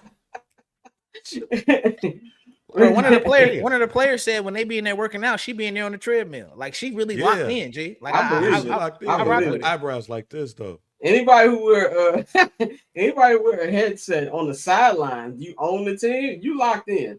For me, man, everybody was talking about conflict of interest and things like that. Maybe it's just me.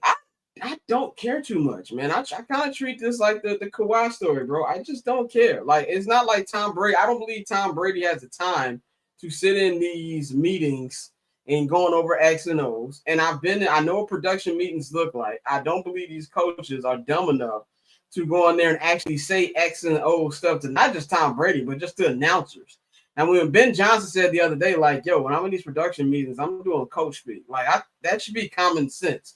I think people are just mad about it because it's Tom Brady, and he has a history of cheating, and people just think it's the same thing. So I personally don't see a problem with it, but I also get the outrage at the same time.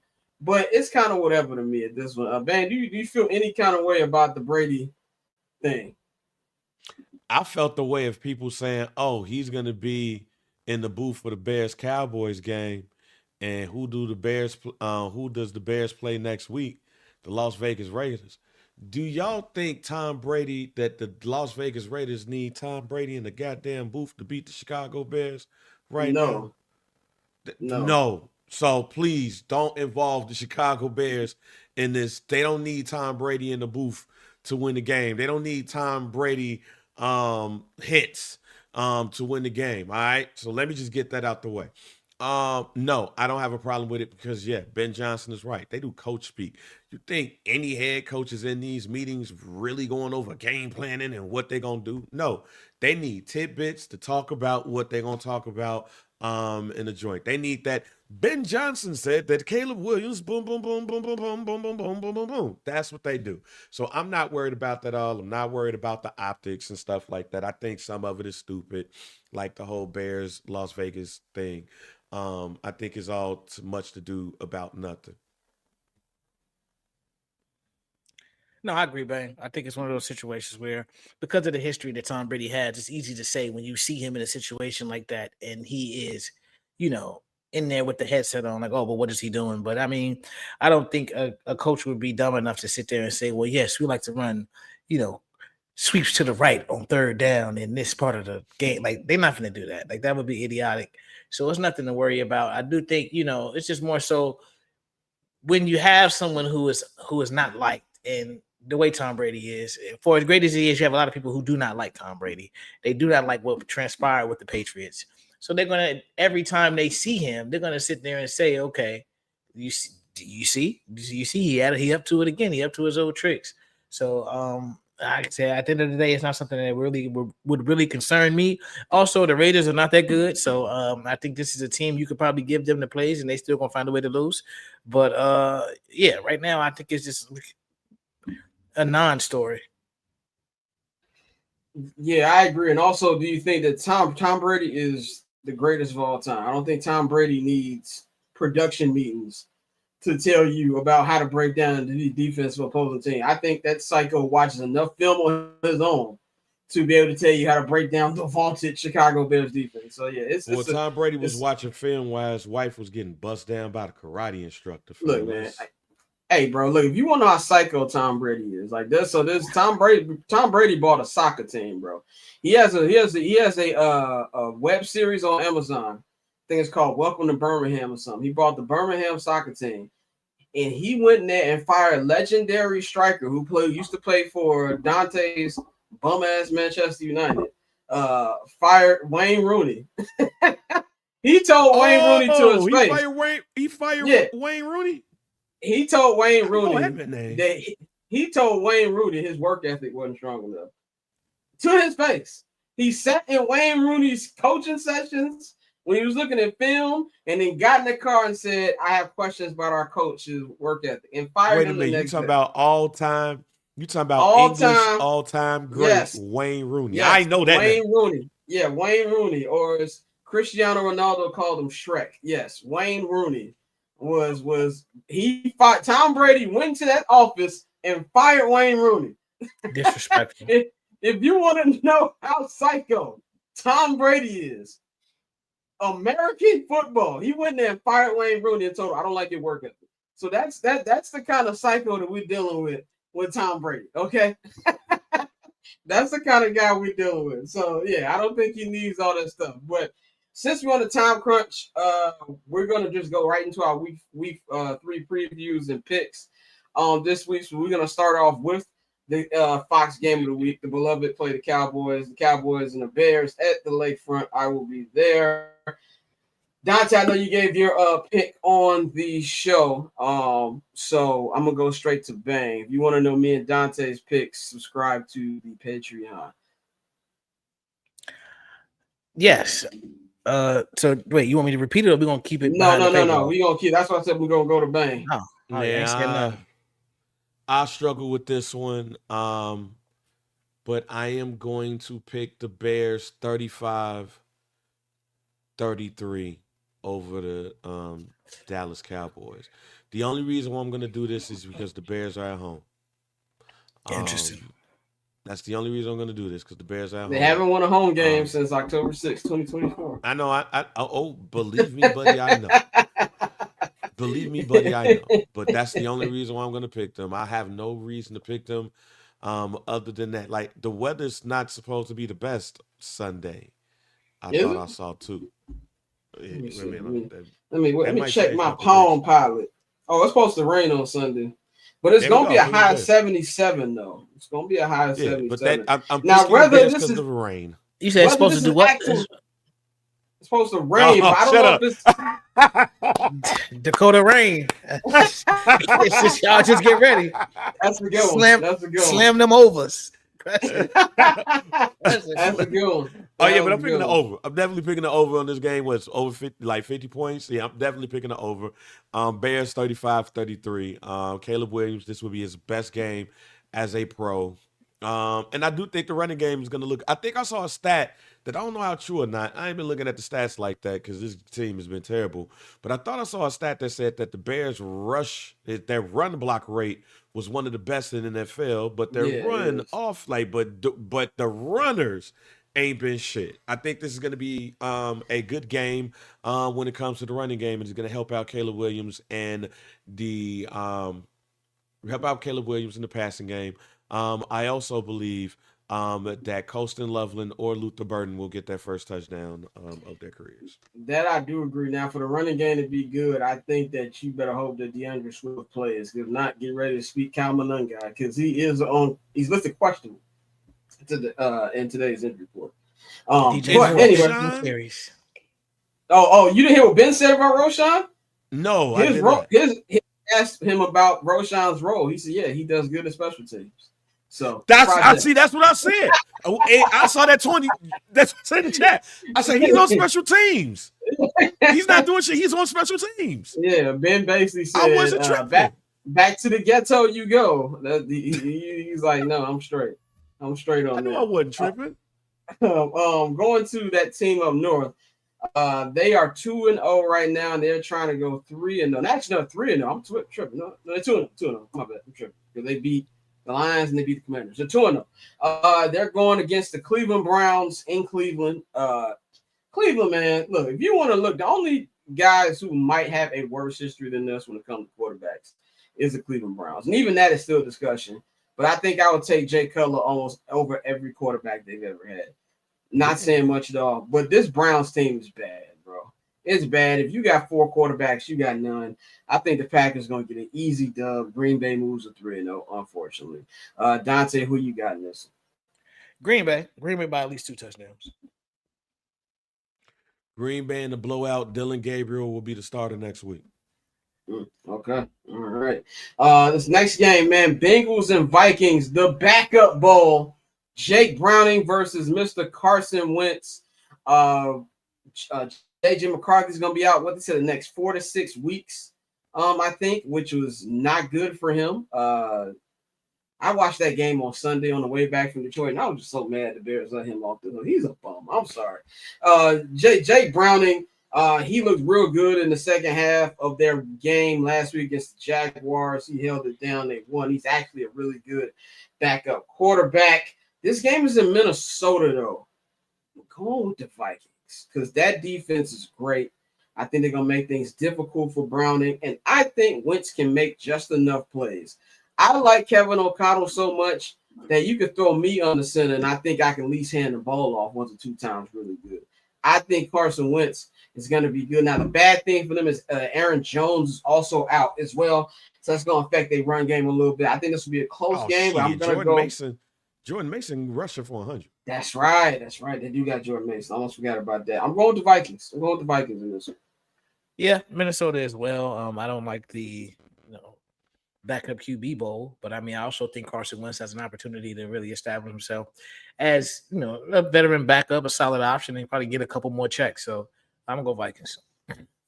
With that being said, I think Jake Browning is going to be better than people think.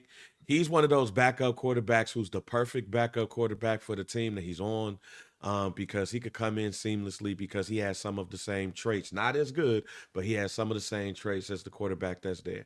This is the start of Jake Browning getting a lot of money to be somebody's starting quarterback, a bridge quarterback.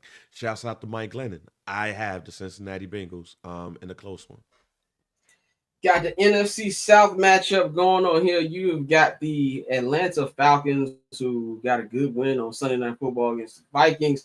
They will be heading to Carolina to face the 0-2 Carolina Panthers. I do not like what's going on with the Panthers. I know I said I thought they were going to be a little better, but they do not look like it. And I really like what I'm seeing from Michael Penix Jr.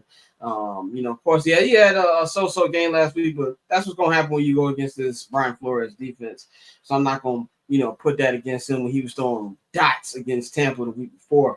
I think he's going to go do real good. I think that Penix and Bijan is going to carry it, and they're going to go to 2-1 over the Panthers. This is going to be a good game. I do think the Atlanta Falcons are going to win. However, the Atlanta Falcons need to be careful because their starting cornerbacks are both questionable. Like you said, Bryce Young, I not just because he's a fellow short king, but I am a lot higher on Bryce Young than I was originally. He took the benching like a man. He came back. He's played a lot better. Like you said, in that Tampa Bay game, he made some throws that you were like, okay, Bryce. Like you see why he is the Heisman Trophy winner that he is. But with that being said, I really like Michael Penix a lot. Michael Penix can make any throw. I think Bijan, Saquon is nice, and he's coming off a historic season. But if you told me Bijan was the best running back in the NFL, I wouldn't disagree with you. Like, he's that versatile. He does that much. He's really that old school LT Matt Forte. When they get the ball, they could go. And like it could turn from a 5-yard gain to a 25, 30-yard gain just because of their ability, their vision. Bijan is nice like that. So I'm gonna go with the Falcons. Yeah, he's not Saquon Derrick Henry tier, but he's right under. I think he is. I think this is the season that proves that. But I'm going to take the Carolina Panthers in the upset. I'm going to take the Carolina Panthers in the upset. All only because defensive games, excuse me, division games, and NFC South sometimes can get weird. Get that weird one out the way early, Atlanta. I got the Carolina Panthers in the upset. Texans Jaguars, man, nice little AFC South game. CJ Stroud. Oh my God, he is just not good anymore, bro. Did you watch the Monday night game? It's like it was so bad. There was this one drive in the red zone where it was bad. It was 4 straight bad throws. Granted, the play calling was terrible. Bobby Slower, who talk about somebody momentum going down. He was on a lot of lists for head coaches 2 years ago. Now, absolutely not. Bad play calling, but even worse. Bobby Slower ain't even there no more. He not who's they offensive coordinator? They let him go last year. Oh, they did. Well, the dude they brought in ain't better.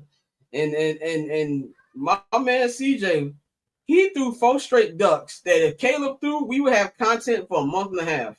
Like it was that bad. But these are 2 teams I just don't like. I don't like the Texans. I don't like the Jaguars. I don't like anything about this matchup. But they are in Jacksonville. I'm gonna give the Jaguars a slight edge. I can see this going either way, but I'm gonna go Jacksonville for this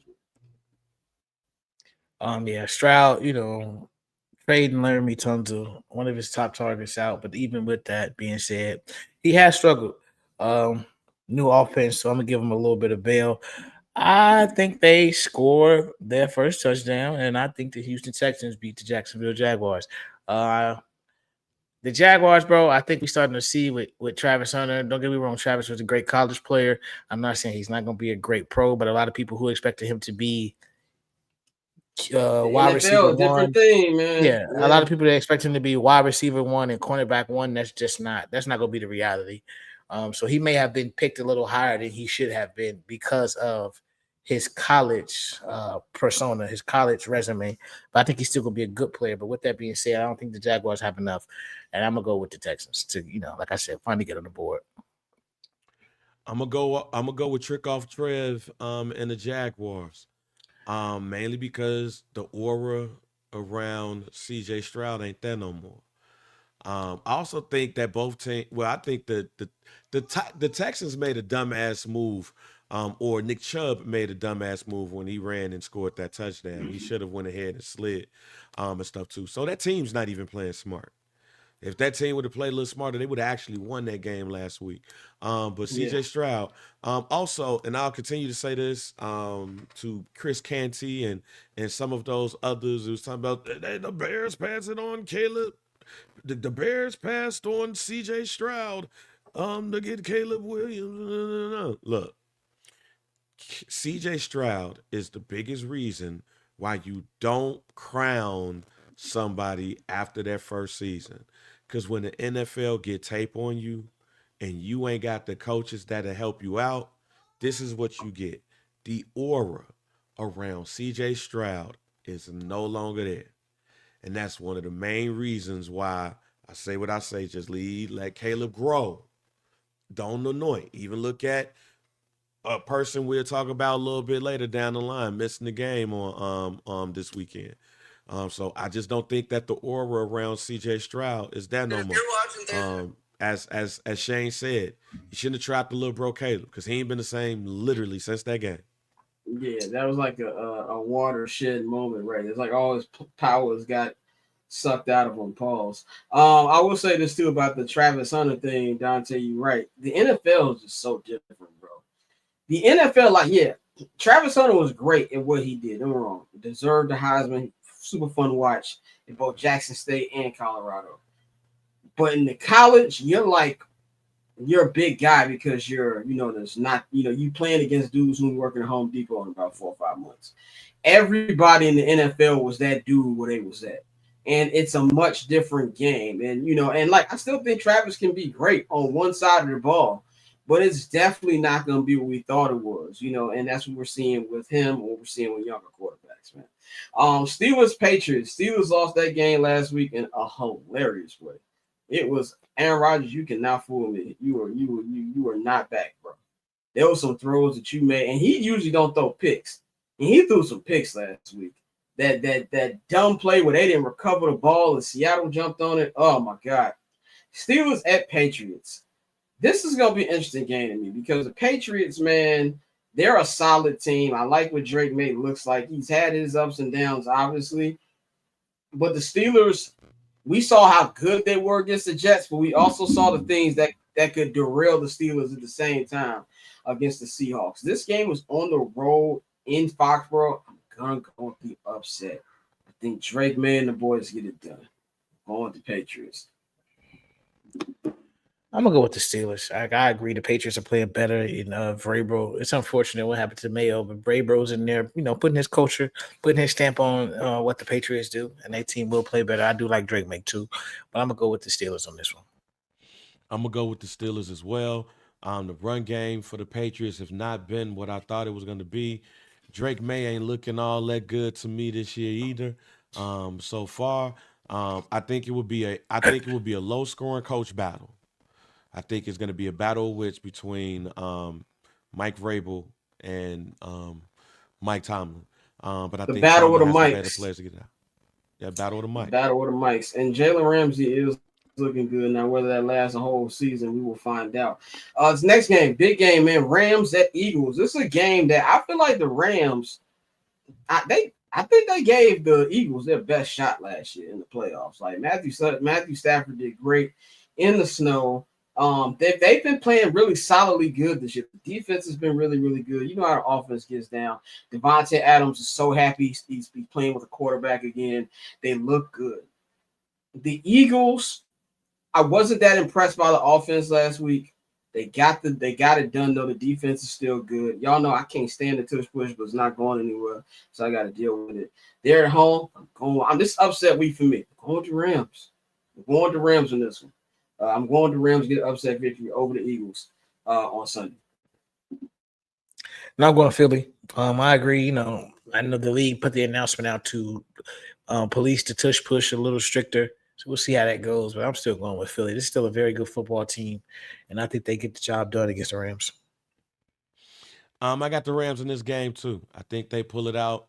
The Eagles, even though they have been winning, I don't know if they're getting everything that they need to out of the quarterback position, but they don't necessarily need to do that with who they go up against, right? They're going to need it in this one. They need Jalen Hurts to lead them. I just don't think that's going to happen. Yeah, I like Matthew Stafford and the epidural treatment he's been getting. I think it's going to help him out there, Philly. But Colts Bucks, Jets Bucks. They will be without our boy Justin Fields. Justin Fields is concussed. He will not be playing. Tyrod Taylor will be starting. Bang, man, I knew you'll be feeling good about your NFC pick right now, man. The Bake Show. He hooping. 2 road games, 2 road wins, stepping up in the clutch.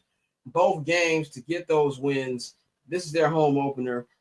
Going with the Bucks. The Bucks are going to start 3-0. I think the Jets defense is good, but they're not going to be able to score points. Now, what does concern me, the Bucks have a lot of issues with the offensive line because of injuries that Houston Texans D-line got to them in the second half of that game. Another one of their old linemen is going to be out for this week, out for the next couple weeks. So I do believe there'll be an opportunity for the Jets defense to make some plays, but I don't trust in the offense to actually score points to make the defense job actually count. So I'm going to go with the Bucks, and they're going to move to 3-0. Yeah, big Baker Mayfield guy. I'm gonna go with the Bucks. Tyrod Taylor, as Baker Mayfield, make sure people called him by his proper pronunciation. He's not gonna do enough. I think he's, we talk about, black quarterbacks not getting the opportunity to be journeymen, but I think along with the switch of black quarterbacks who are, what the bulk of the starters, I got quite a few journeymen black quarterbacks, and Tyrod is one of them. And I think he will be able to step in and be a professional, and it'll be a clean game. But I think at the end of the day, the Bucks have too much. So I'm gonna go Bucks by 10. I'm nervous about the offensive line of the Bucks right now. They got a number of injuries on that offensive line. just because offensively the Jets have not looked good, and Tyrod Taylor is going to be there. The defense is decent, but I'm going to have the Bucks pulling this out in a close one. This next game it's nasty, but it's interesting, and I say that because the Colts are 2-0. The Colts are 2-0. Daniel Dimes has actually looked decent. 2 weeks ago I was like, it's the Dolphins, but he looks good against that Broncos defense last week, man. That looks good, and now you're going against the Titans. Titans have a decent defense. Cam Ward, you can see signs that maybe there's a good quarterback in there, but he's a rookie. He's going to be going through the motions. This is a road game, though. I don't want to put too much dip on my chip, but like I said, this upset weekend for me, man. I'm going with the Colts. I'm going with the Colts to start 3-0. And I'm not saying Daniel Jones go out there and light it up and them, but I do think the Colts, they got a little momentum right now. And I like what I see from my man Cam Ward, but he's a rookie. So I don't know what I can count from week in and week out. So I'm going to go with the Colts in this one. Man. I think this is going to be a good game, one of those sneaky good games. I agree with you about Cam Ward. You've seen the flashes. I'm going to go with Danny Dimes and the Colts, though. I think Miss Irsay going to be out there with the iced out Cuban with her headset on, and I think the Colts are going to take care of business. With the eyebrows. Yeah, man. I got Jonathan Taylor with a big game. Colts. Yeah, JT, if you got, JT been killing it. This is the kind of game you're going to need JT. Next game, man, Raiders at Commanders. Raiders should be ashamed of themselves for the way they play Monday Night Football at home. The Commanders going to be without their guy. Jaden Daniels will not be playing. He has an injury issue, a knee issue that he injured in the Green Bay game a week ago. And the fact that he is not practiced since he had an MRI, not good. And also, I would be discouraged because Dan Quinn spoke to the media today, and he said there's no timetable on when Jaden will come back. So Marcus Mariota will be starting against his former team. I'm going with the Raiders in this one. Not that Mariota can't get it done. I do think Mariota is a solid backup quarterback, but I think that Pete Carroll's one thing he's going to do with this Raider team that has not been done in past years. I don't think you're going to see like 3-4 game losing streaks from this team. I think he's a coach that can get that out of him. I think Geno, even though he has his faults and he can look like the guy who's in New York for a couple years and not knowing how to throw the football, I think he's going to bounce back. That Commanders defense is old. It's old. Their offense had questions even with Jaden in the lineup, which goes what you were saying, Bang. There's film on him now. He doesn't look as close before. Defense is like, he can't throw to his left. So I believe that was going to be an issue anyway. You got a big game from Max Crosby. I'm going with the Raiders in this. Yeah, I agree. With Marcus Mariota behind the helm, I have no real faith in the Commanders. I think Cliff Kingsbury can cook up a decent game, but I think this is definitely one of those games if you're the Raiders. Even though it's tough, West Coast teams coming to the East Coast, I think the Raiders get it done. Yep. I am going with the Raiders.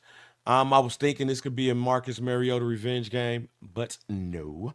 I am going with the Raiders here in this game in the upset.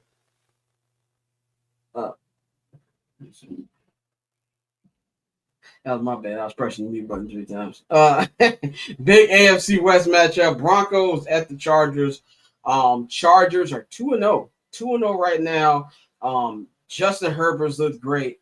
It feels like that offense is getting together. Keenan Allen is looking good. And for those of you saying, Keenan Allen isn't washed, you just playing with the Bears. Hey, man, I know the Bears are easy team to crack on, but my man almost had 1,000 yards last year, and he had like 8 touchdowns. Okay, like he had a good year. Unk ain't going nowhere, and it's funny I'm calling Keenan Unk because I'm at least 4 years older than him. But whatever. Unk still got it. I love how we got my man. Who's my man from TCU? Quentin is it Johnson? I forgot his last name. But he's looking good since he came back. I mean, it's like I came back this season, but the defense looks great. Even though they're gonna be without my boy Khalil Mack for the next couple weeks, defense is looking solid. The Broncos defense is great, but I've got questions on Bomani Nix, man. We keep talking about second-year quarterbacks. He's not looked good these first 2 weeks whatsoever. I'm going with the Chargers. The Chargers are going to be 3-0, folks, and they're going to take a 2.5 game lead up on the Kansas City Chiefs. We're going with the Chargers. I too am going with the San Diego Chargers. Jay Herbo, my dog, is going to get it done. It is our home opener. Any Broncos fans watching this, if you need a ticket, come holler at me. And if you're a newfound Charger fan, come holler at me. Still got my ticket up on Ticketmaster. Has not sold yet, so just waiting on that. But no, all jokes aside, I think the Chargers are really good. Shout out to Harbaugh. It's the coach that we wanted last year, and you see why. He everywhere he goes, he wins. Everywhere he goes, he implements his culture. And he's able to establish a tough, hard-nosed football team. They're going to be tough in the trenches on both sides of the ball. That's what you see from I'm going to call them San Diego, from the Chargers. I think the Chargers win by – this will actually be a low-scoring game because the Broncos defense ain't no hoe. We got Surtain. We got those guys over there. Yeah. I'll go – I'm going to go as low as – I'm going to say it's going to be a 17-10 Chargers game. Well, that's a 2002 ass score right there.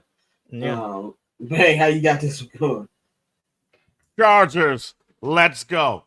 No, man. I think we've been giving Jay Herbo a lot of grief on this show, especially me and Courtney. We've been heating this dude. He's here, at least in the regular season. He's back. He's here. And I trust him more than I trust Bomani Nix right now. And Bomani Nix ain't got no reason to be going back and forth with Sean Payton. Whatsoever. We still ain't there yet, partner. But no, I got the Chargers in this one. By the way, Justin, I never wavered. I've been here with you through the struggle, brother. I've been here. Jay Herbo. Saints Seahawks. I have no analyst for this. Seahawks will win. Seattle. They better.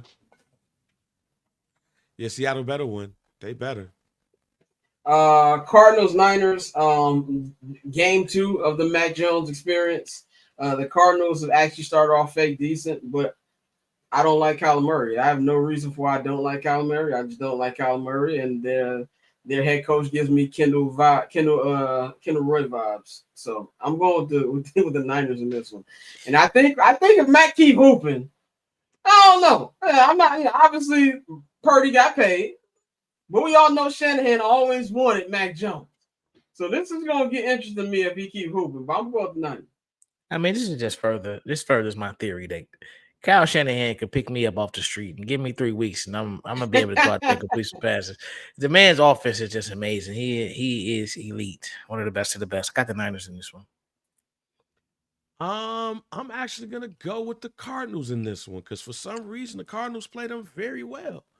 It never fails that they play them very well. This should be an easy game for them, and I'm on the Mac Jones train. I told y'all. I think Mac Jones is going to be the next Sam Darnold, and somebody going to pay him money for what he does this season. But they also think he going to trick one off, and it's going to be one of them. Final 2 games, and we're going to wrap today's episode up, man. Our 2 primetime games. Sunday Night Football, the 0-2 Chiefs head to the Meadowlands to take on the 0-2 Giants. Something's got to give. I'm just going to tell y'all right now. Stupid finish alert. 2 days ahead of time. This is going to be a dumbass game. This is what Bain just said about the Seahawks. The Chiefs better win. They've been on pat all week. They better win. You know what I'm saying? Like, I think the Giants will give them a fight. I got the Chiefs winning just because I just can't see a world where the Chiefs go 0-3. But this is going to be a dumb game.